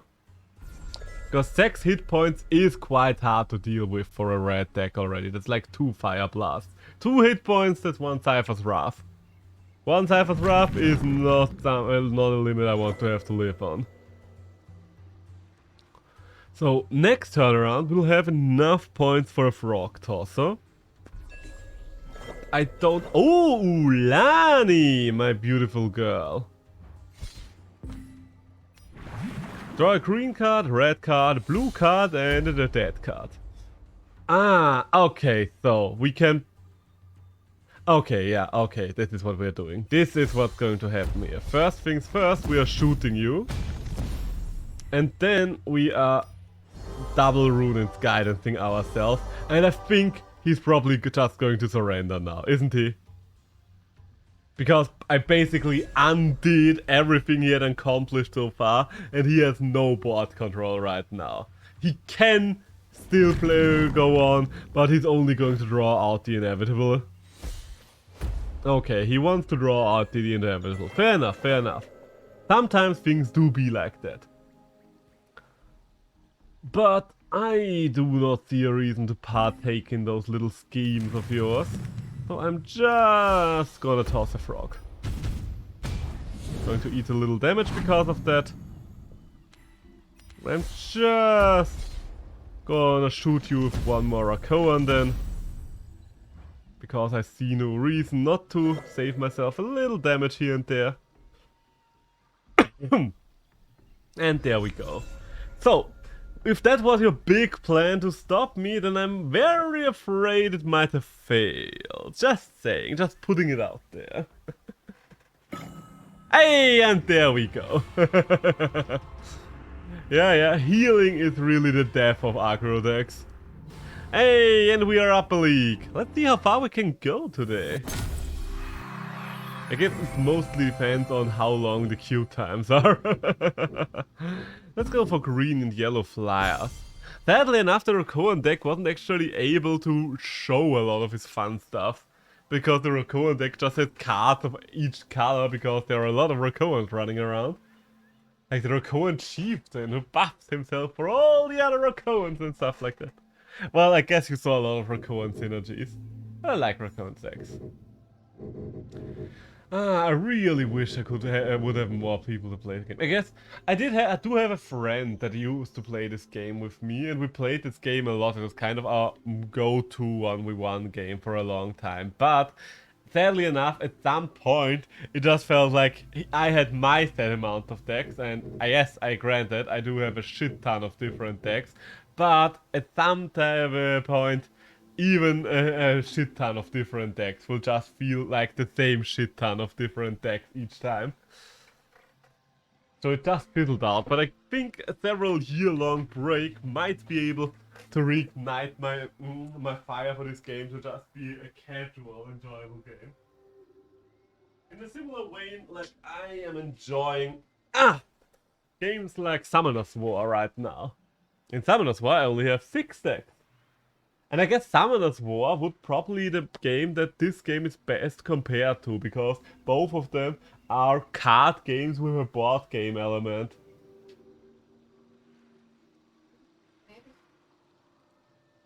He looks so tired. Fair. Very, very fair. But I'm so happy that my microphone has enough of a filter to not pick up random street noises. Being able to stream with an open window does help a lot.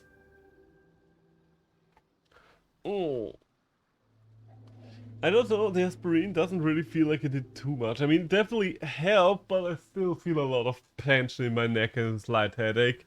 I don't know, maybe I've just eaten so many aspirins over my entire lifetime already that I don't really get too much of their effect anymore. Maybe it's like an antibiotic for me. If you eat it too many times, it just doesn't work anymore. It doesn't work at the life-saving shows. People buy money flows, it just works. Oh dear. Hades, while I love the game, I don't really want to play it on stream right now, because it's still too fresh, I think, for me. I think, when was the time? I think I finished Hades last year, right? Yeah.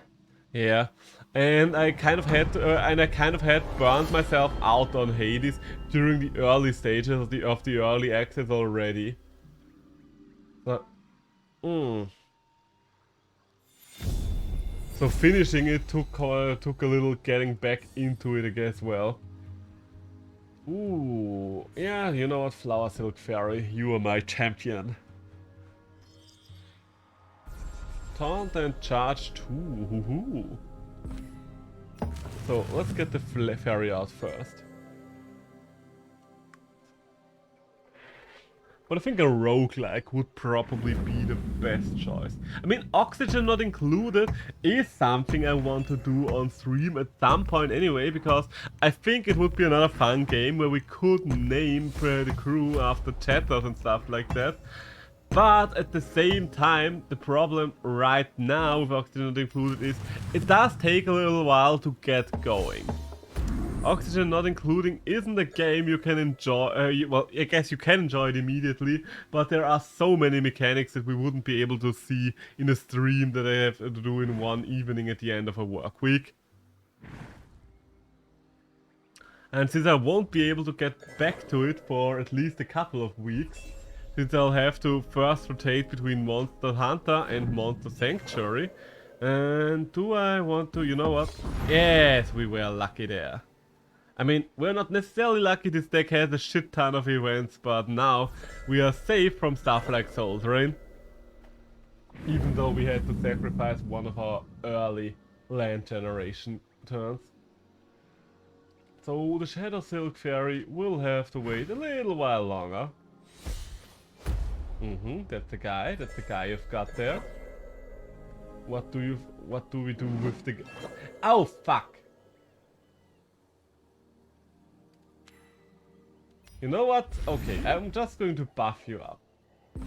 Little bit of a stupid turn I just did there, because I just wanted to soul drain him. But as long as I'm not losing the Flower Silk Fairy right now, I'm fine. This deck doesn't have that many creatures, because it has mostly events, so losing anything like my double collector early on can be a real setback. I do remember this one much.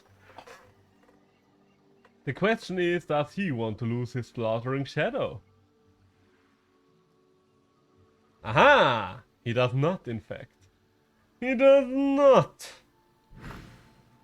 Okay, Scheiten Scavenger, fair enough.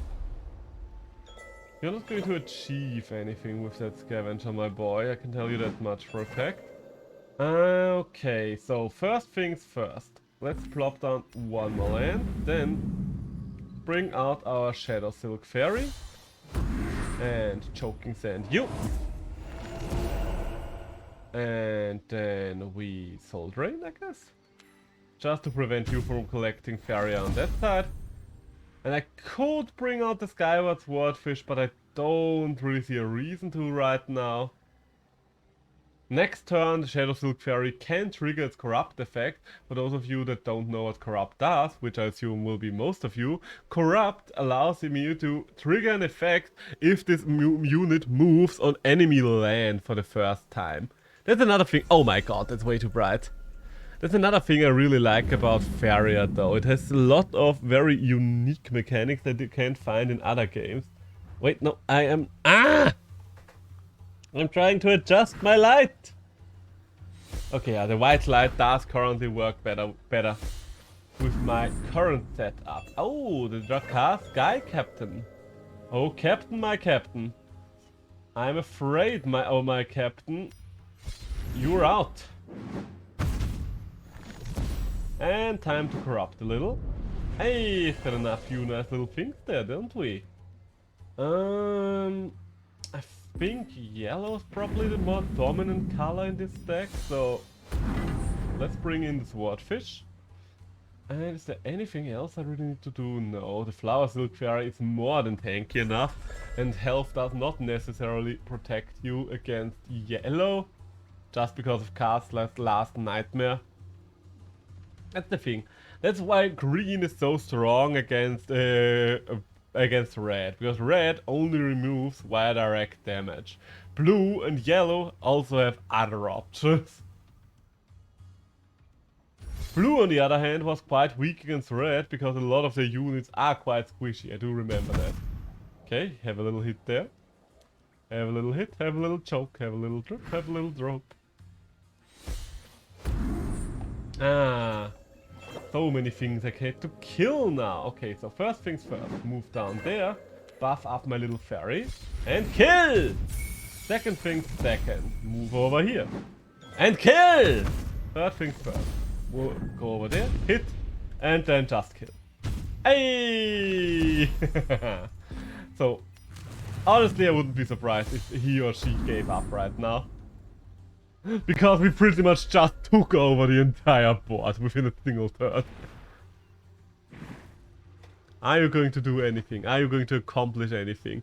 Because so far it looks like you are using a flyer deck as well, only that you are not flying as high as I do.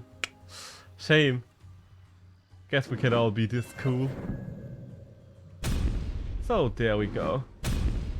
So, and let's just move everyone in position.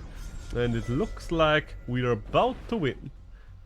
Like, what could you do? What could you do? If you have a Doomsday. Wait, no, Doomsday was Doomsday 9 Faeria? I think it was 6 or 9 Faeria. Yeah, you're not getting anywhere with this. GG. GG, Prolden. I am honestly a little surprised about how many different enemies we're getting. Because at the very start, after we had to face the same guy twice, I was a little worried that I would just be facing him for the rest of the evening. But it looks like, considering that there's only 59 people running around this, we still have quite a variety of people to play against. You know what? While we are waiting to see for our next match, let's look at the stats of a couple of other games that would be interesting. Like Battle Ride, for example. Is Battle Ride dead?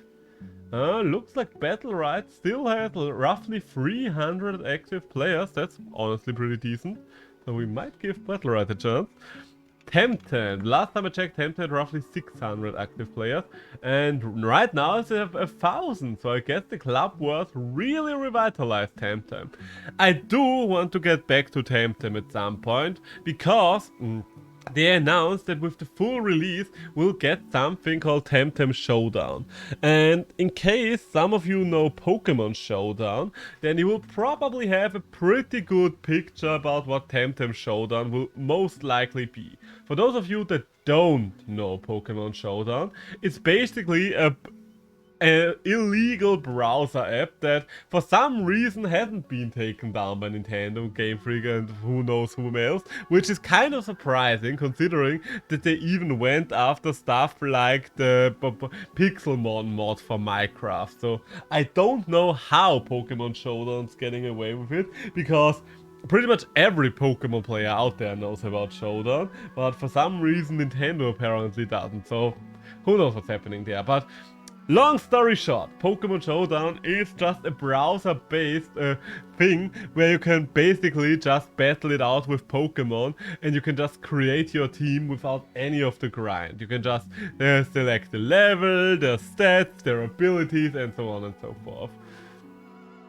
It's honestly probably the only thing it does worse than the actual Pokemon games in that regard, because you're literally playing the same is, you of course don't have all the fancy visuals. Most of them are just barely moving 3D sprites and so on and so forth, but considering it saves you like 12 to 24 hours of grind per Pokemon, I think that's still a pretty good deal.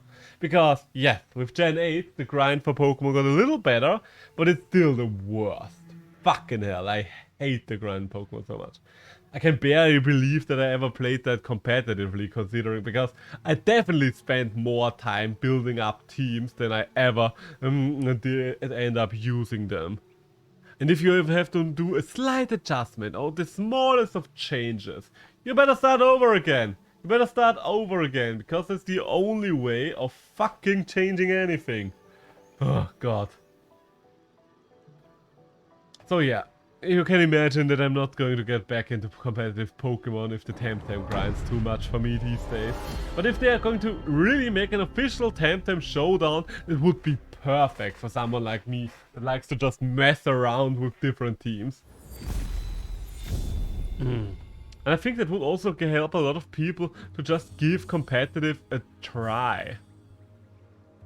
You know what? I'm just going to keep all of these cards. All of these are decent cards. Okay, so you are starting blue. Considering you're starting blue, I might just actually... Okay, considering you're starting Triton Dive, I'm definitely going to start with the Deepwood Stalker. I am definitely going to start with the Deepwood Stalker here. Question is, what else are you gonna play? Huh? What else are you gonna play? The Lower Thief? The Lower Thief I see over there. Okay, so... do I want to be on the same side as the Lower Thief? Maybe. I don't really think that there is a better side, but this here, this option forces him to, if he wants to defend the Lower Thief, to build another unit over here so he doesn't have a collector on the other side. That's my reasoning for playing the Deepwood Stalker over there. My little scooter friend. I think, now that I know more about spiders, this thing is probably also based on a jumping spider. It's hard to say considering you don't see much of it. And holy shit, that thing would be horrifying, IRL. Ooh.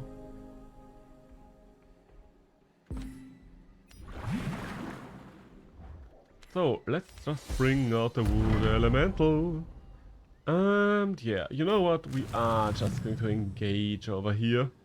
No reason to buff the Deepwood Stalker just yet. I don't think you really have all that many good buff cards. Also, he's using the actual Farm Boy. I really like the existence of Farm Boy because the name is the program. Oh my god, what the fuck is that? Huh. Okay, I do now remember the Cobalt War. Hey, and there's the Tree of Everlife! We were waiting for it and now it is here. Okay, so... am I going to play Battletoads right away?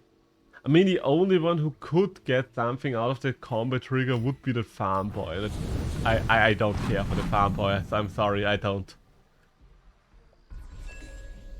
So I think just taking over more and more of the field will be advantageous. I mean, it's always advantageous. But now we know he has green and red, so he does have that big, whatever the monster was called, the red and blue one. Ah, yes, that monster. You definitely know who I'm talking about right now. Right. Okay, he buffed himself, which is good for me and bad for him. So... okay, I guess I should just keep producing lands. Because the more lands I produce... oh shit, I can't finish this yak. Under no circumstances can I get the yak killed.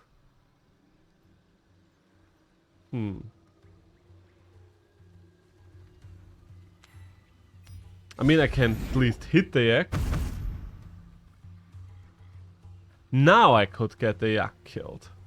You know what? I think I want to have the yak killed. I just changed my plan. I did want the yak killed after all.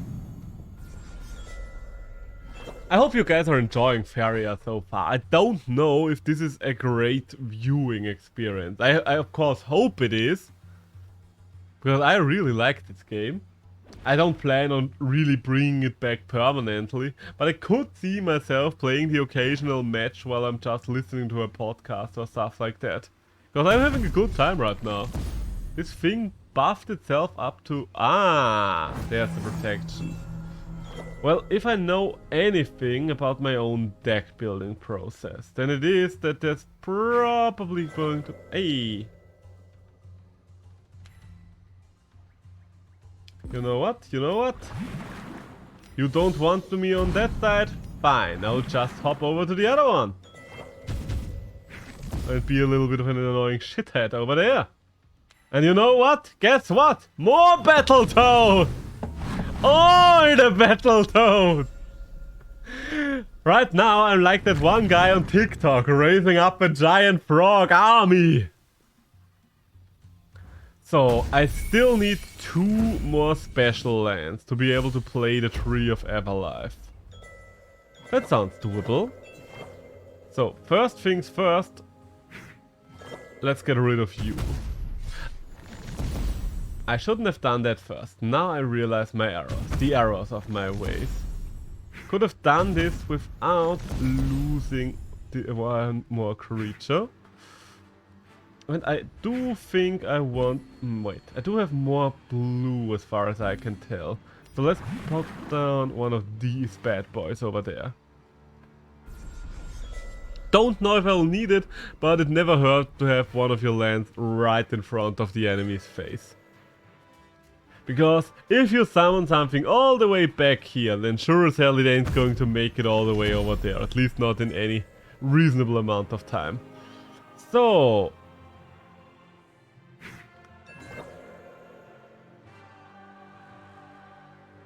considering the state of the board, the best place to put down the Tree of Everlife would probably be here, because that's where I can protect it the best.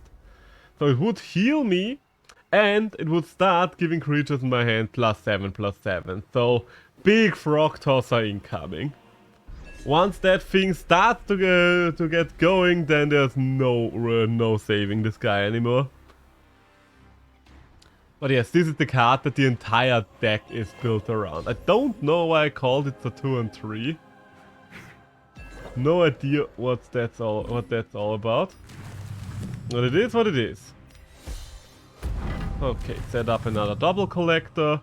We have a 10/11 frog tosser. So no matter what he's going to bring out, it is going to get frog tossed. He does probably have cards like Transmogrify, what's it called again? Oh no, look at the cute little Cobalt Warlord over there, being all cute and all of a Cobalt Warlord, but guess what? Get frogged!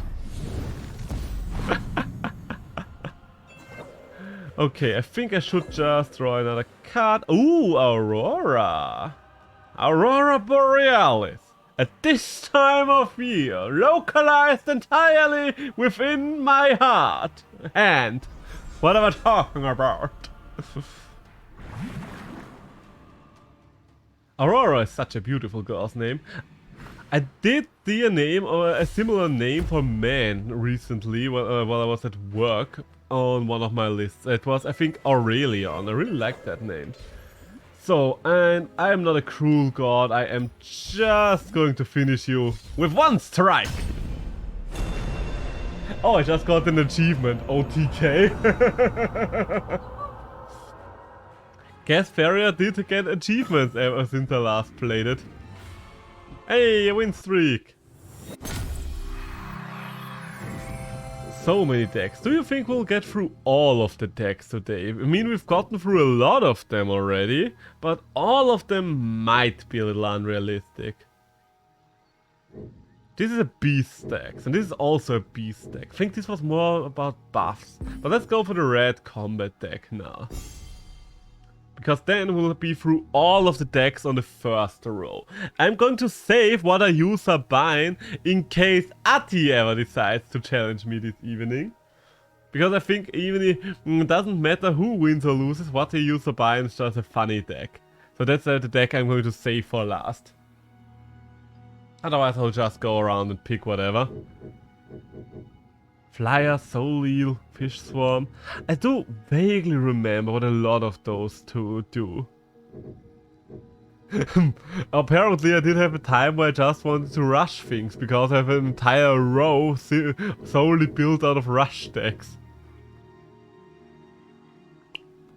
Ah. So many decks. So many decks. One game I did. Blah. Sorry, I think I'll have to pass today, but have fun. Alright, fair enough, fair enough. Then I hope you're gonna enjoy your evening as well. Oh, by the way, are you finally able to enjoy your evenings, or are you still stressed out because of learning? Because I know you will no longer be stressed out starting this weekend, because we are going to come over and hang out, and I don't think that would be the case. I think, wasn't it this Friday that we were invited for the crew? I was invited too with my few friends to celebrate finishing or not finishing LRP. Yeah, this Friday was the screw. Well... Okay, you know what, just think about this for a while now that you have all the information. And let both me and Ati know once you've come to a conclusion on that regard. Thank you. Yeah, Friday is the barbecue party and Saturday is the flat thing. Yeah, both these things are very true. Sorry, I Well, you heard the lady. So Marie will have to sort her busy schedule out. I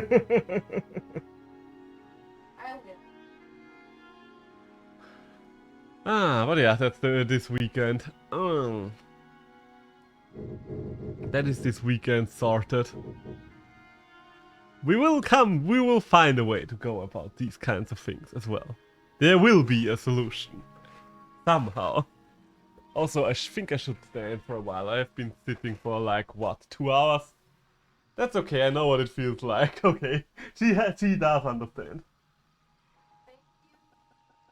Wait, let's just pose a general question into the room. Is the barbecue thing something that has to be on this Friday, or could we potentially like push it to Sunday, for example? Because a lot of my friends are gonna be out of town. No, the next weekend. Wait, will you be out of town on Friday or Sunday? No, No? all my people are gonna be away because they're gonna go back to Faeria, Syria. Ah, fair enough. That is kind of a good reason to do one last hangout with them. Everything alright, honey. So yeah, I hope. Did you catch all of that, Ati? Because if so, then yeah, that's the deal right now. Good night. Should I wake you around some kind of time? Yeah, wake me at least. Oh, it kind of has to be Friday because there are already a few other people invited as well. Okay, I see. You can manage. We will manage. Alright. Okay, so I will definitely be there then, and Marie will let all of us know if she will be there or not. I will let you know what's going on. She will what? In the butt? Oh, Do we want to Cypher's Raft that? that's a good question, really. Yes, because right now it doesn't have anything it can buff. Oh yeah, fair enough. Sorry about the complications, by the way. Yes, I'm very sorry. Everything's alright, honey. I do kind of understand wanting to party one last time with the people that you're probably not going to see anymore for months on end. Yeah, it's fine. It's gonna be fine. I'm tired. Yeah. It will all work out somehow. So let's start the collection here. I mean, worst case scenario, the two of you will see each other on Saturday. So it's not like we are not going to see each other for a long time. The upcoming 2 weekends are the first time we are going to see each other again in a while, let's be honest. When was the last time we've hung out together, Rika? Wasn't it when we were watching those Love, Death, Robot things? I do remember that. Boop.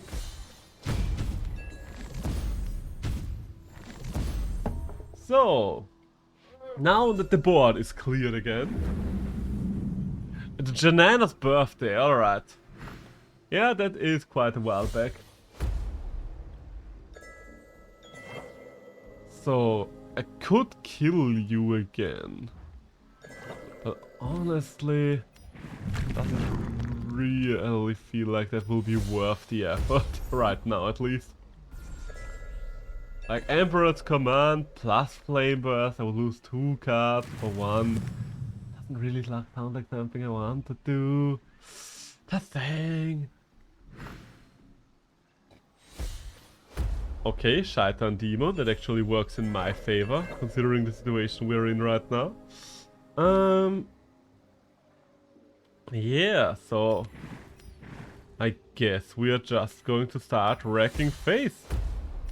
Has been quiet till now, but it looks like things are finally about to go down over here. You might end up regretting the demon, because now you're in Flame Burst range. Why did he pluck the demon down over there? I do not understand. Ah, the Wild Avenger. Would be a good card under different circumstances there. Hey, we might actually make it up to Gold League today. I don't think we'll make it further than Gold League, but Gold League does sound realistic to be reachable.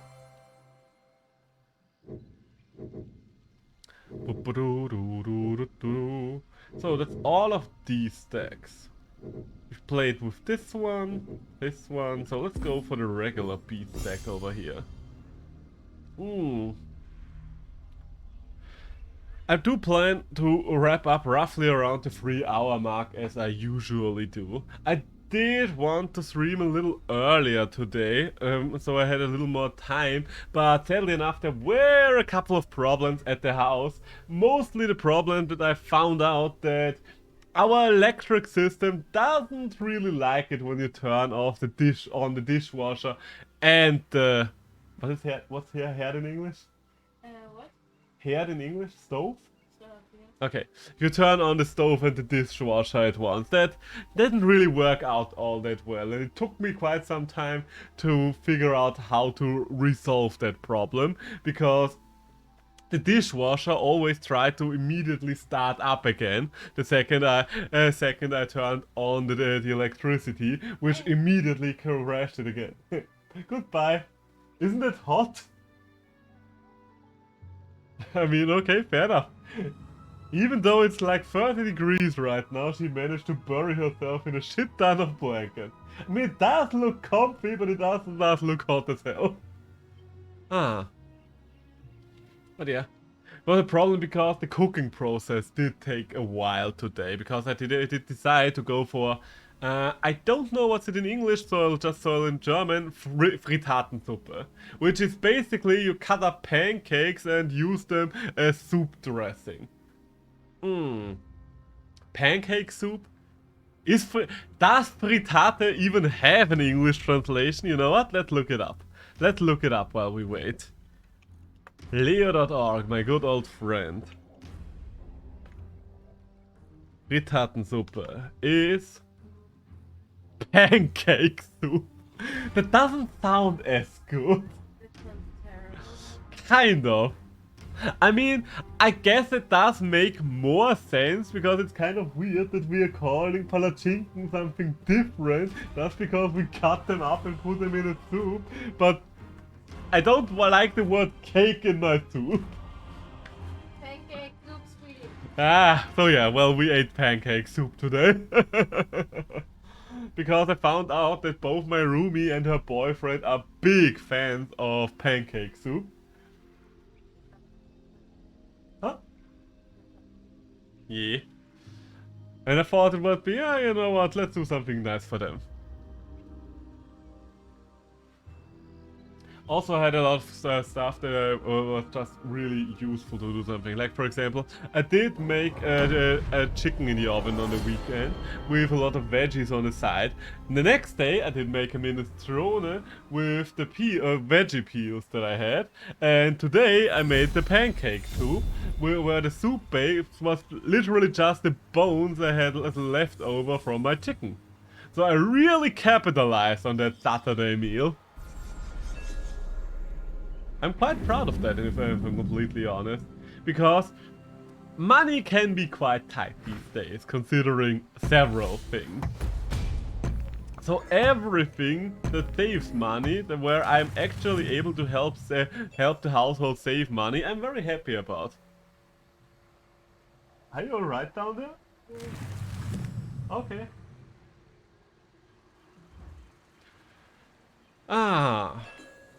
So, what do we have there? We can already play the Oakling. And I think I do want to play the Oakling on the aggressive side, because I kind of want the Oakling to die. Sounds cruel, but it is the hard truth. God, I can tell you, once I'm done streaming, I will take a shower. And hot damn, a shower will feel excellent today. Okay, the Emperor's Command. That will be very useful against a deck that's obviously built around aggro. You're not using a Rebel Flinger if you want to be on the defense. That's just not the way to go things. Although it might be...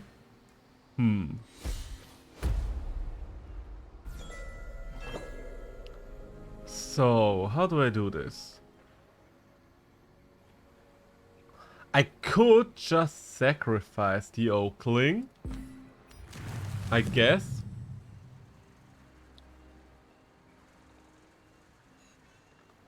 If I play the Living Willow plus Yet that doesn't really help in the long run, so I'm just going to sacrifice the Oakling, I think. I'm just going to let it stand there because I don't want him to be able to take this land from me.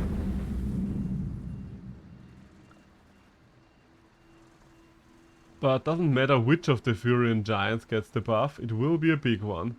I guess the one thing that he will probably have something like a last nightmare to deal with it. In fact, I would be rather surprised if he didn't. But still, at some point the giants have to come out. So... And this is as good a spot as any. Bring out the giant. So, and I am going to feed the forest over there, because otherwise the rake is just going to bash my head in. Yeah, I think I'm just going to bring out the Grove Guardian over here. Just to threaten a couple of fields, just to make it a little harder for him to move in. I do want to save the boar, just to have an option to dash in and pluck down an aggressive land on his end. Don't want to waste my boar for nothing. So, now we'll find out, do you have a last nightmare? Because if so, you're just going to use it over there. Ah, that does seem... Yeah, okay, there's the last nightmare. Fair enough, fair enough. As expected, the last nightmare had to come out at some point. Okay, you're moving in. Fair enough, fair enough. You're moving in rather aggressively, I do have to say. Sadly enough. Don't really have a good angle to move in from.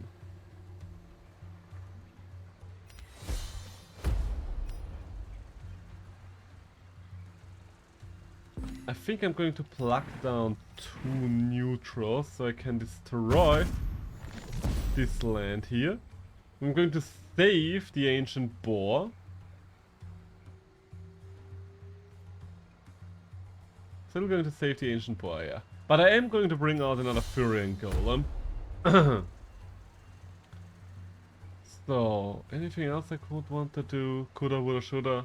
Nah, we're going to save the Emperor's command because it might be useful to finish off the Verduran force. The Drake... Yeah, even if he uses the Verduran force that way... Okay, well, he could still hit me if he uses the Drake first. But he did not. He did in fact not. I guess he plans to save the Drake somewhat. Well, it's not going to work out for him. You know that, and I know that, but apparently he does not know that.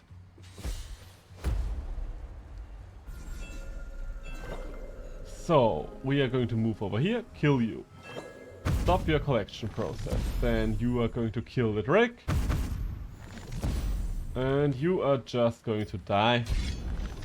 Lovely, isn't it?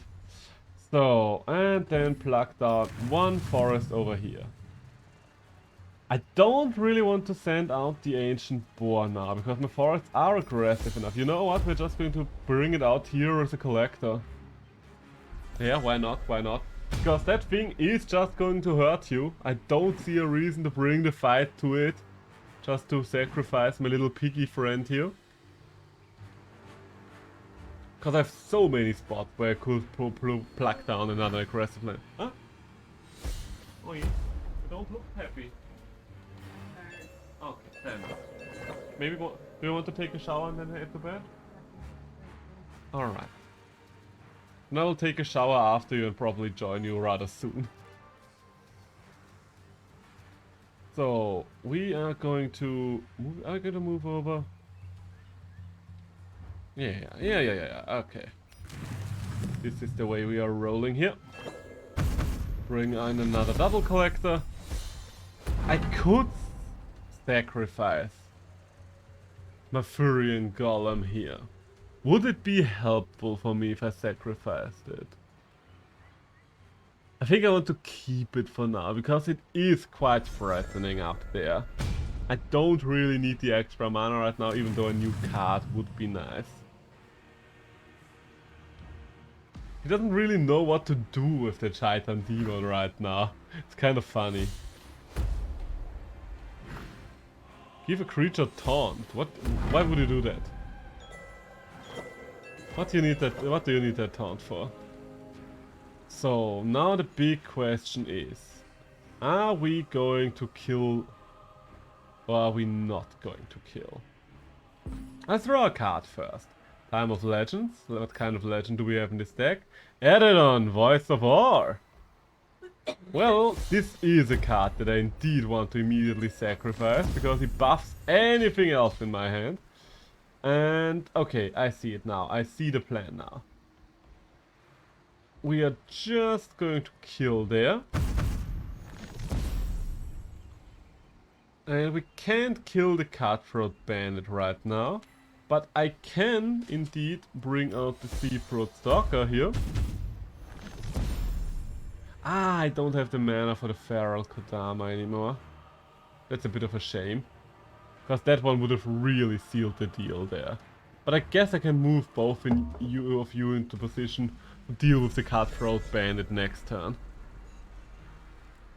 Because 10 health, even if he hits me here, 10 health is not something that you can get rid of that easily. It's more than enough health for the Feral Kodama to still start doing his job. Yeah, you do you over there. So you just die. And you I am going to kill as well. Steal off this end. Move you back here for double collection. And there it is. There is the Feral Kodama. I'll just bring it out over here. So I have a guaranteed... so I do have options of dealing with anything he might taunt it with. Because if he can't deal with it this turn, which, let's be honest, he's not going to be able to with 3 Faeria, it's just going to bring back all the life I've lost so far.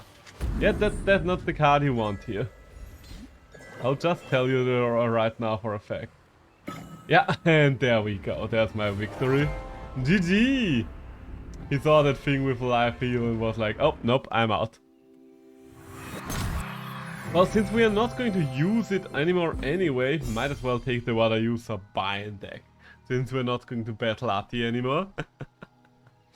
Let's just enjoy ourselves by one of the weirdest decks I've ever come up with. And have fun. I guess it's not even... Hello. Hello there. General Kenobi. Ah, because we saw something similar to the Water User Buying deck, or in the same vein of spirit as the Water User Buying deck today. I don't even know. Why did I have the Water User Buying for? I think the Water User Buying is a reference to a Donkey video game Donkey. Where he took the merchant from Resident Evil 4 and turned him into a Gungan. And his new opening voice line was, "What are you buying?" I thought to myself, that sounds so much like a Gungan speak. No, my boyfriend is turning into a fucking Jar Jar Binks. Oh no! Jar Jar. I do remember liking Jar Jar when I was a kid. I didn't rewatch the prequels ever since then, but I did watch the Clone Wars series, and Jar Jar did get on my nerves there. So if I ever rewatch the Clone Wars the prequels, I might not like Jar Jar anymore, even though I do have to say that I still like the prequels. I think the prequels are in concept more interesting than the original trilogy. Because there's just more action going on. Hey, it's killed again. I know, it's sacrilege to say this, but yeah. Both of them are better than the new trilogy, because holy shit, the new trilogy is just some of the worst films committed to TV. Well, to cinema. Hey, and there he is, they are my merchants. God, yeah. Sometimes I'm astounded with how bad they are. And I really hate, who's it? I think J.J. Abrams was his name. The guy that was behind The Island, or was it? No, it was Lost. Well, he was behind The Island as well then. So, what do we have here? Discover a couple of cards. Okay, I definitely want the Blightborn Spectre here. The other two are up for you. But yeah, okay, so, and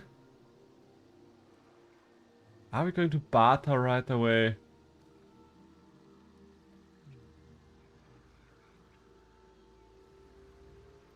No, I think we are not.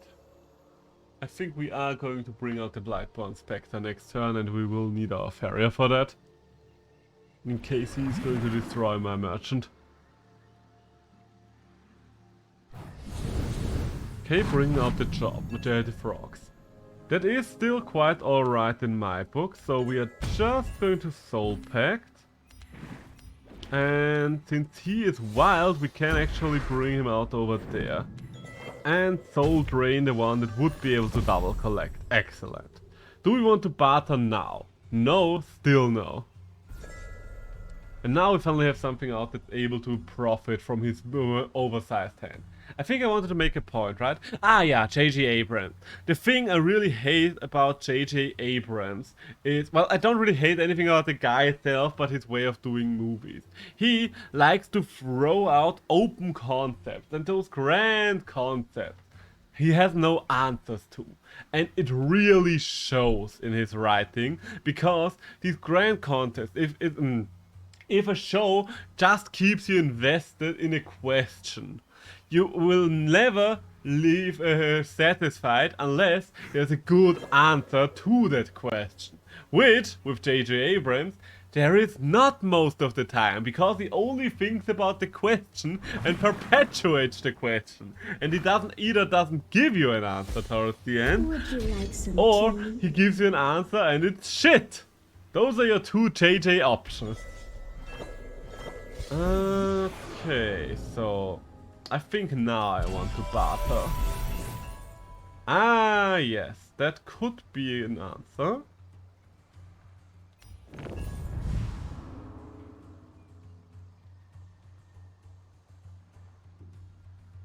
Don't have the resources for that, sadly. I think I would rather just move up ahead. And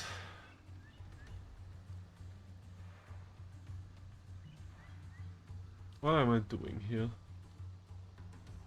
What am I doing here?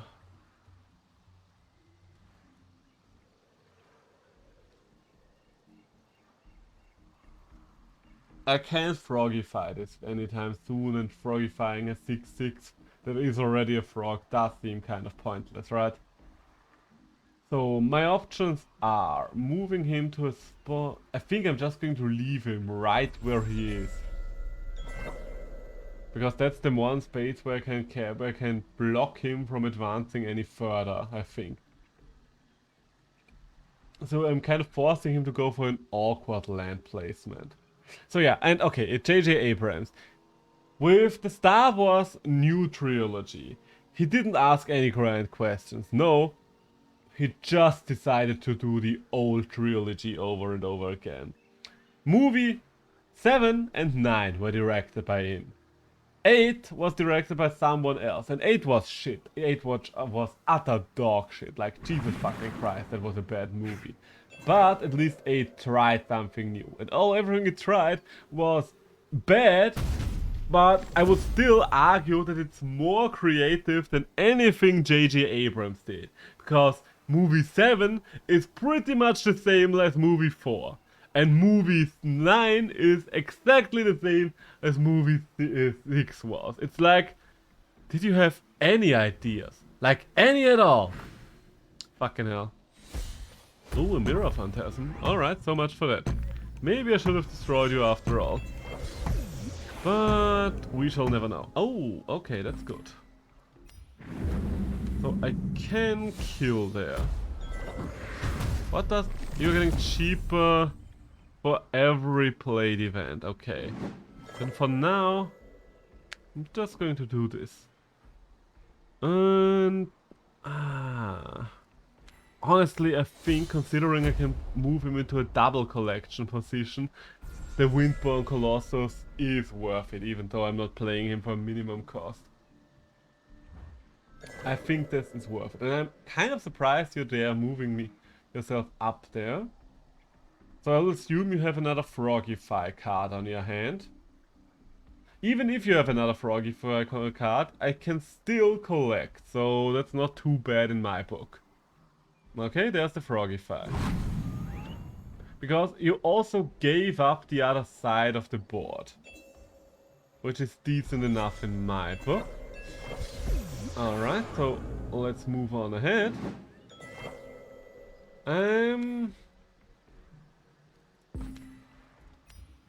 Take over this space and bring out the storyteller. Let's tell a little story, shall we? Soul Pact, nice. And Amai Merchant. Okay, considering that I have an Amai Merchant now, maybe I should actually go for it.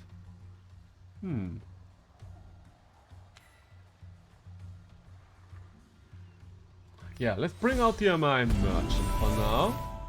What card do we have here? The Tide Lord. Do I want you to have a Tide Lord? Not really. So maybe I'm just going to take the Tide Lord just so you can't have it. And now you're just going to end up burning a card needlessly, which is lovely, isn't it? So, the rest of this I could Frogify, but I honestly don't see the value in that. So yeah, let's just leave it like that. Let us just leave it like that for now. Oh, okay. Guess you do have green cards after all. Now you're a prime soul drain target. That is fine. That works for me. And now we can finally start to go for the face. Don't get me wrong. I do like a lot of Star Wars. I'm not like one of those Star Wars watchers that's just like old thing good, new thing bad. I think all of you that know me know that I do not work that way. Hey, you might have actually just given me something to use my Tide Lord with. You're actually going to end up regretting this. Who would have thought? Who would have thought? So, yeah, okay, first things first. Soul Pact. Then Soul Drain. Then move in. And bring out the Tide Lord. He definitely did not see the Tide Lord coming, I can tell you that much for a fact. Alright, so I think we are right now in a pretty decent position again. And if you're going to use your last Frogify on the Tide Lord, then you're kind of screwed anyway, because that's your last good removal card. Blue doesn't have many of those. Okay, so back to Star Wars media that I actually liked. I really like a lot of the non-movie stuff that came out of Star Wars. The Mandalorian was an excellent series. I loved both seasons of it. Then the Clone Wars series. Peak. The old Star Wars Battlefront 2 game. Not the series, but Star Wars media. And we kind of start to get new good Star Wars media again now that EA does not have the exclusive contract anymore. I still don't know why the fuck Disney thought it was a good idea to give EA of all people an exclusive contract. Probably they thought, hey, they are able to do a lot, to produce a lot of money. And they were not really able to get all that a lot of money, didn't they? They kind of fucked around and found out that people had enough of their shit. Hey, there's my husk. There's my husky boy. Also, let's get rid of your double collector. Boop. No more collection for you.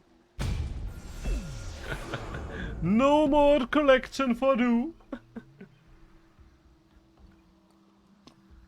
Yeah, because with the What Are User Buying deck, we kind of try to stop them from getting too much Faeria, because the more Faeria they have, the more cards they can play. Even though I doubt that he's in a position anymore, yeah, where he can get rid of all the cards in his hand. Rank 17! We're getting there, we are getting there. So I will probably try to get to 15, the gold rank today. Let's go for the beast deck. That's the other beast deck I have here. No idea what this one's all about, but it is another beast deck. And I do like playing around with green cards. But yeah, I think you can see why I like the What Are User Buying deck. It's just kind of gimmicky and fun. The best thing, even though it is gimmicky, it still kind of works. It doesn't work at all against aggro, because aggro is just like, oh cool, new cards, thanks, bitch. But everything else it does have an okay chance against. mid-range, that's where it shines. So I think I'm going to sit down again. I have been standing for a couple of minutes. Was there? The Rogue One was another good movie. I know, Ati, I know you didn't like Rogue One, but I did appreciate Rogue One a lot. I really liked the droid in Rogue One as well. Anything else? Those are the main Star Wars things I like that I can currently think of. Especially the Clone Wars series is excellent, because I think Star Wars just works better as a series than it does as a movie.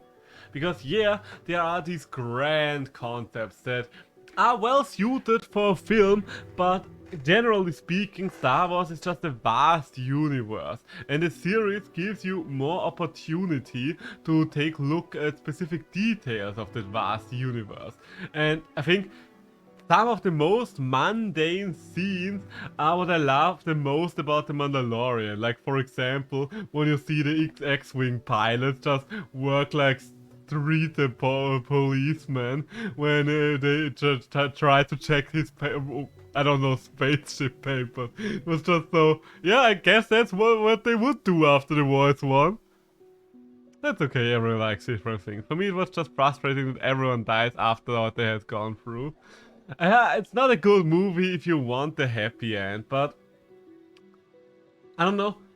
Don't get me wrong. I do appreciate happy ends when they happen, but a happy end has to be earned. Like, for example, I don't know if you've ever seen Steven Universe.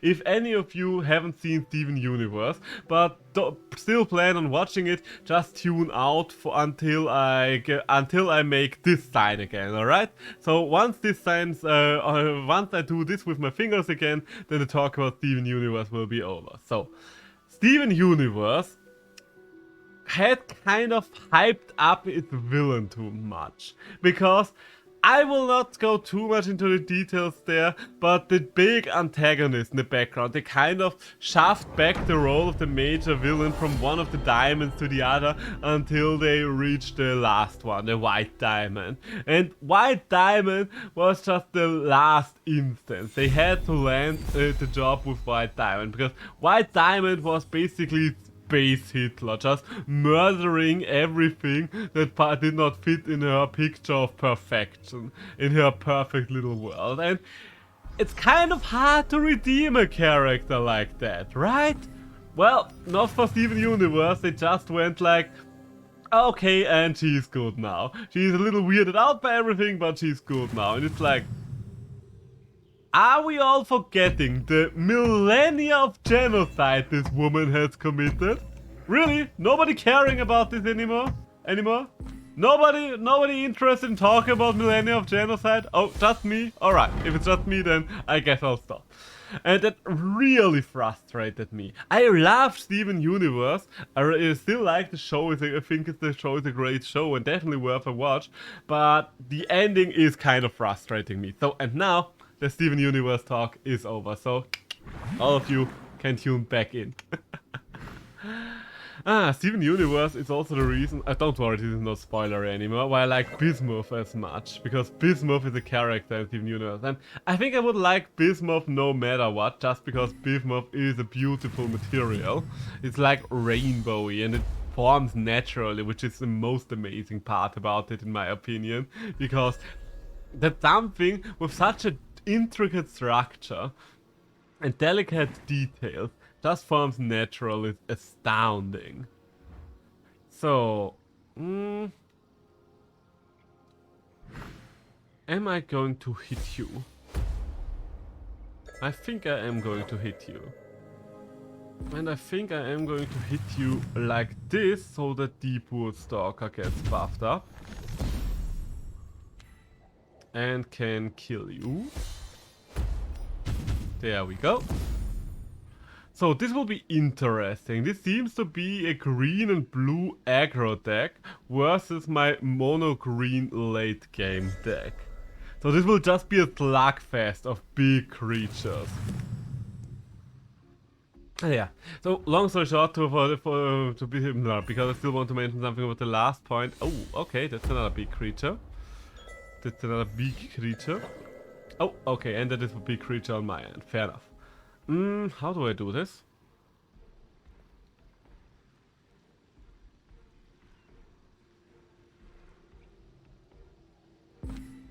plunk down a forest over there.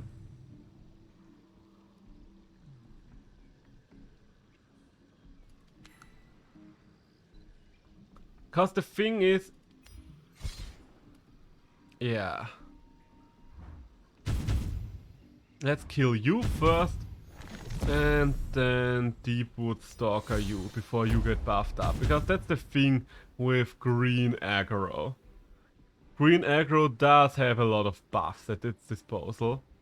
I kind of want to kill the Living Willow just so I don't run out of Faeria anytime soon. Hey! And a buffed up Grove Guardian, that's excellent. I will need that. Ah, so yeah, I like both negative endings and positive endings as long as they feel earned and makes sense in the story that has been told. I don't really care which one it is as long as the story that has been told is good. Ah, the shell. Guess we're on the seashells now. So, how am I doing this? Am I going to... Okay, let's... You know what? Let's scoot over here. I think I am going to kill you like this, just so I can save my Deepwood Stalker. Don't know why you brought out the sturdy shell there. Maybe you wanted to buff it up? I'm gonna go now. Good night. Hey, good night. Have a nice... Thanks for stopping by. Hope you sleep well. It's been a while since you have hung out in my stream, and I always appreciate it when people come to hang out and chat. So thanks. Thanks for that. See you around next time, maybe with something else that you enjoy. Apparently Faeria was good enough to draw you out of hiding. Okay, what's the sturdy shell going to do now? Hey, here's another one. What's the plan with the sturdy shells there? Ah, yeah, that's what I kind of expected him to do.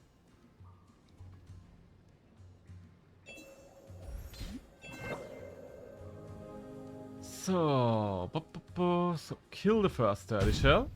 Let's move over here. Yeah, you know what? Why not? My ancient boar is stronger than your sturdy shell, so I don't really care about the sturdy shell right next to it. And all of a sudden, the weird thing is he played very aggressive, but his deck doesn't really seem to work well with aggression. Okay, there's the second Gabriel enchantment. You did kind of waste it there, because the sturdy shell, is it still in lethal range? No, not quite. Oh, I guess you just noticed that you don't want to lose your sturdy shell quite yet. Fair enough, fair enough. But that does allow me to go for the face. And it does also allow me to plunk down a very aggressive land all the way up there. So now it is you who's on the defensive. Now it is you who has to think, how the hell am I going to use something? But yeah, you have a collector now. But that one sturdy shell is not really going to do much. Okay, you weakened this guy. Not going to save you either, but fair enough. Ooh, you are going to hate your life in about 1 minute. Big Deepwood Stalker. Okay, weaken you. Stalker you.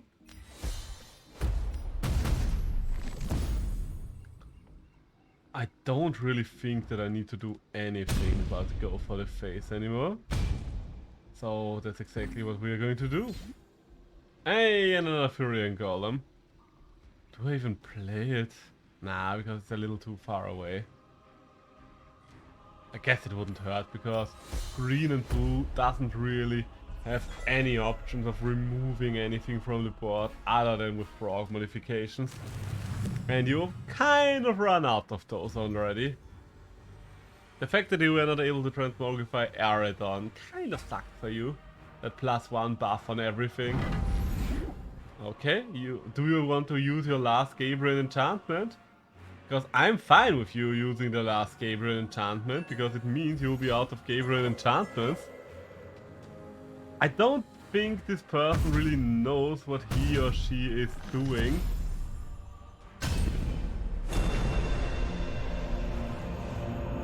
Maybe they're still learning to pilot that deck, because there were a lot of weird decisions made there. So, if we win 2 more times, we should be at gold rank. So, all of these decks have been used. I don't really want to use all of these aggro decks, but some of these aggro decks might be nice. So, let's go for green jump rush. That sounds like a good time, doesn't it? I know we just played a green deck, but listen, that one was a green control deck. Now you can see how you play green aggressively. Because that's one of the things that I really like. You can play most of the colors aggressively. I think the one you can... Blue is the only one that really doesn't have an aggro archetype. But other than that, all of the colors do work for both aggro, mid-range and late game. Which is lovely, because usually you kind of have archetypes when it comes to colors. And they still have archetypes, like green has the big creatures, red has all of the damage numbers, yellow is fast and all, and blue is weird. But they did a very good job with this game. It feels so nostalgic playing it again after all these years. After all these years! It probably hasn't even been that long since I last played it. I probably played it the last time like 2 years ago. Which is a long time, considering that both of these years were COVID time, and everything feels a lot longer during COVID time. That's just the way of things. Will I need to wash my hair today? I think I should better just wash my hair today. I think I'm just going to wash my hair today. At the current room temperature, it doesn't hurt to wash the hair several times. Usually I wash my hair every second day, but during the summer, each day might be necessary. I know you shouldn't wash your hair each day, but if they are sweaty, I will at least run water through it. Yes? Oh fuck, somebody knocked on the door, but not. Hey, it's my boy Kilt again! Kilt, how you doing there? Are you kilting again? I hope you're not tilting though. So this is the one guy we just keep running into. Okay. Tephra Soul of the Wild. Early in hand. Might be interesting. I don't know if it's a good idea, but it might be interesting. So, let's not forget this is an aggro deck. So we do need to get close first. Maybe I shouldn't have taken Tephra right at the start. Ah, I do vaguely remember your deck. I don't remember everything about your deck. But since I see you red already, even if it's aggro, green still doesn't have a good time against red. Wait, no, the other way around. Red still doesn't have a good time against green. I think you were red-green, weren't you? Okay. So I am just going to pluck down my Deepwood Grizzly over here. Maybe I should have threatened the Rakoan Reveler. Maybe I should have. Ah, shoulda, woulda, coulda.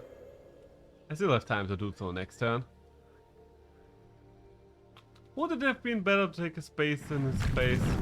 Who knows, maybe. Runin's presence will be the next thing that happens. Let's explode together. Okay, fair enough. You're trying to explode me. I'm going to try to explode your face! Ooh, twice the Runin's presence. Alright, I'm hip, I'm with it. Get another one out. So, the question is...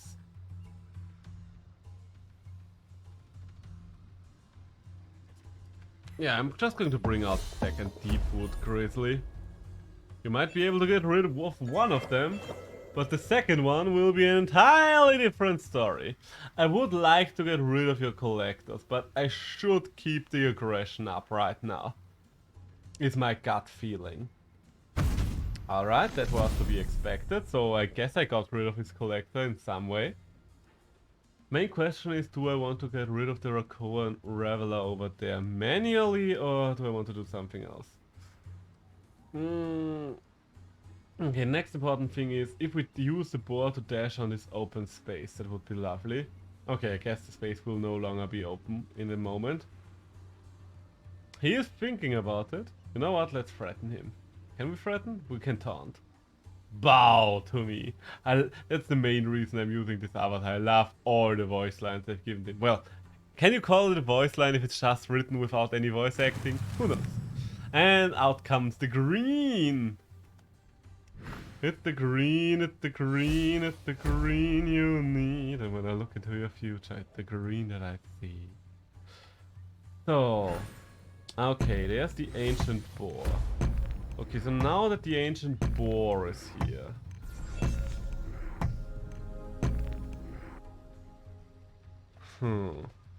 I think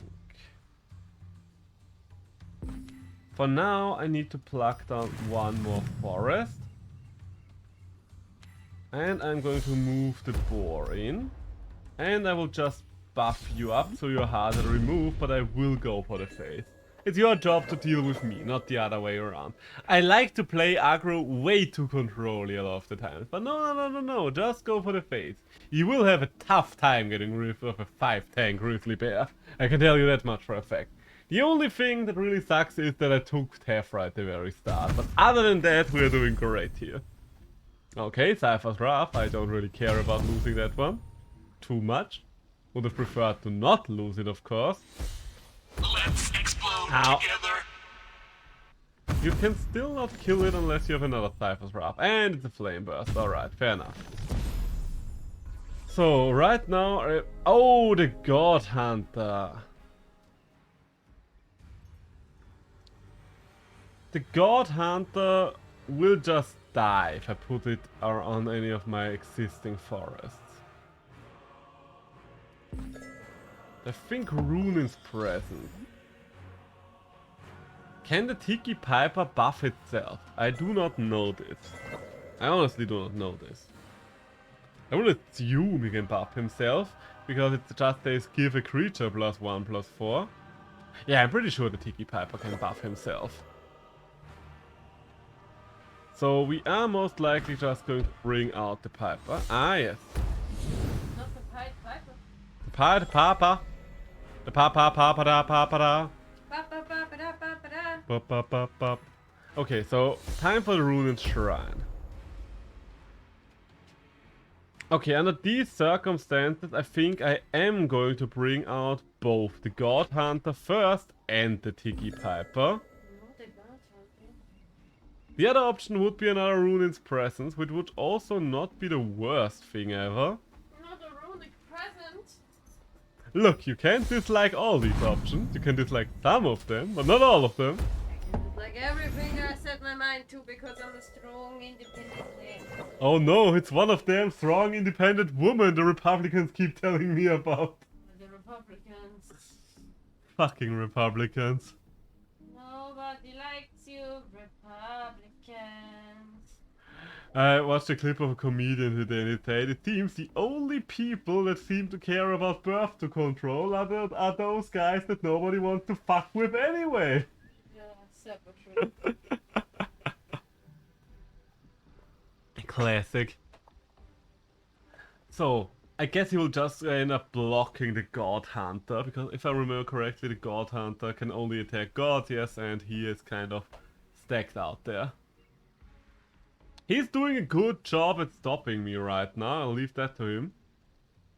But he will have a hard time getting rid of all those things that I have out there, because it's just a lot of stats in his face right now. Okay, that's the first one. That's the second one. Okay, so I guess you're going to move him over. And you're going to summon something there, right? Honestly, well played. I'll give you that much. Killed does definitely know what he or she does. So, are we going to bring out Runin's Messenger right away? Oh wait, I can't. I do not have the Faeria. Kind of forgot that he's the sun. Ooh, a Seedling! Well, okay, the Seedling is not going to do much, but he is going to be tanky. I literally got one of the weakest creatures buffed up here. I think that, yeah, this is literally a 0-1 by default that kind of needs to grow up over time. So I'm pretty much skipped out on the main reason you would ever use a Seedling.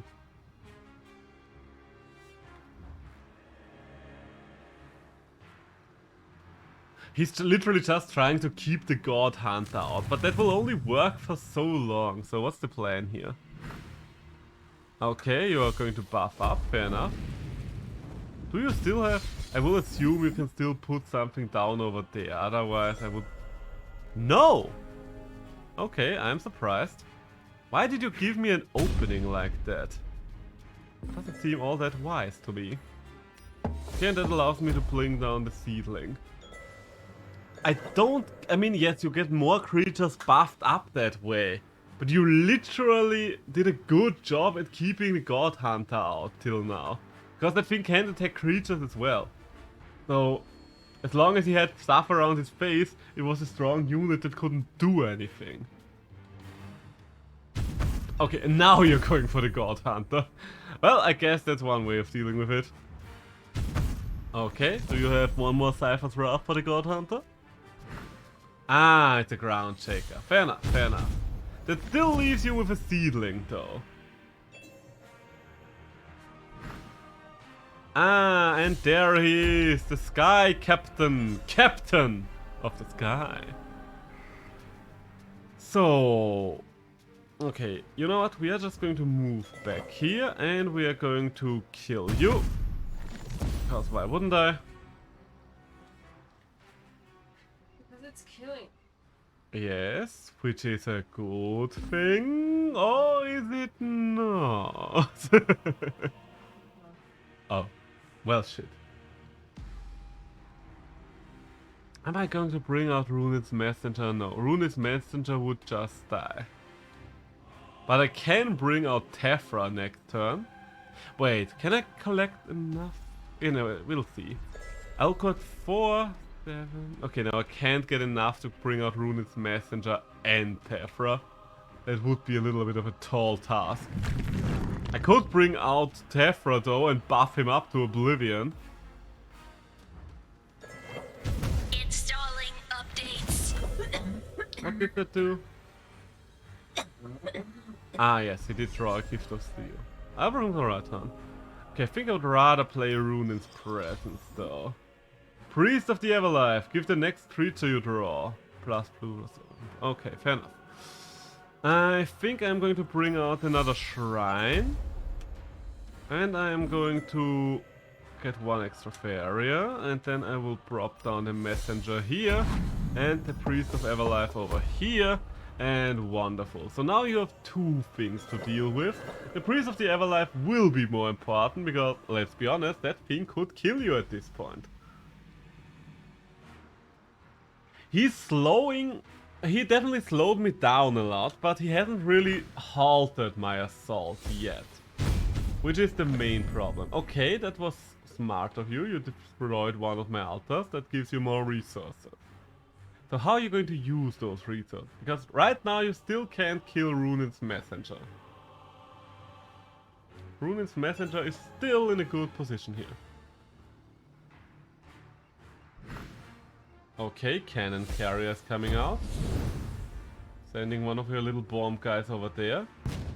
Ooh, alright, that's a lot of damage. Now you destroy Runin's Messenger. Okay, now we are actually in a losing position. Because now I don't know how to deal with this anymore. Yeah, he might have actually won with this. Because literally my offensive is just halted. The ground shakers destroying Runin's Shrine were really bad for me. And while I did do a lot of damage to him already, he now has board control. And Green Rush does get kind of stopped dead in its tracks. Once it lost even board control this much. Because now that I have his creature in his face, I couldn't even pluck down something like a Shrine safely anymore. Another Tiki Caretaker.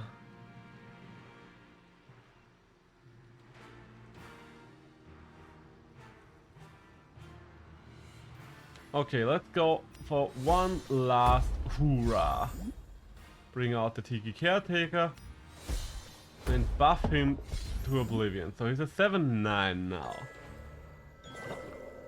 still strong enough to kill him, but he does have enough... Okay, he does technically have enough damage to destroy him right on hand. So that was not the answer, I only just now realized. Yeah, I think he killed got one back over me. Oh, and there's the gift of steel. Yeah, okay.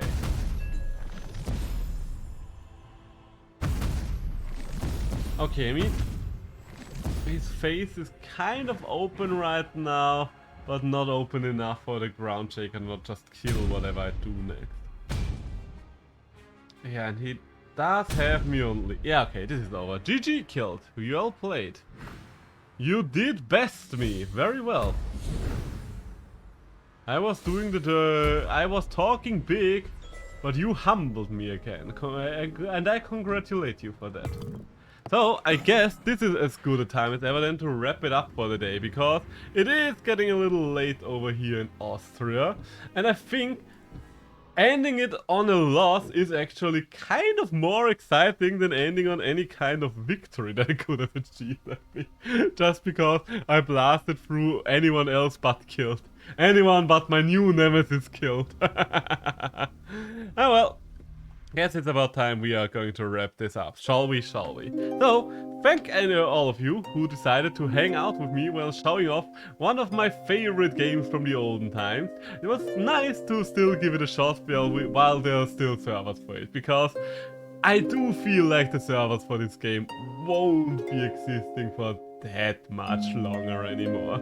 So let's raid someone, shall we? Let's raid someone. Rococo is live, my beloved Rococo Poorface. So let's hit up the best clan for the worst parties. So I will be back on Wednesday, as I've already mentioned. I don't know what I will be streaming yet, we'll see. Both of us will see in due time, both you and I. And until then, I hope you're having a great week. Bye!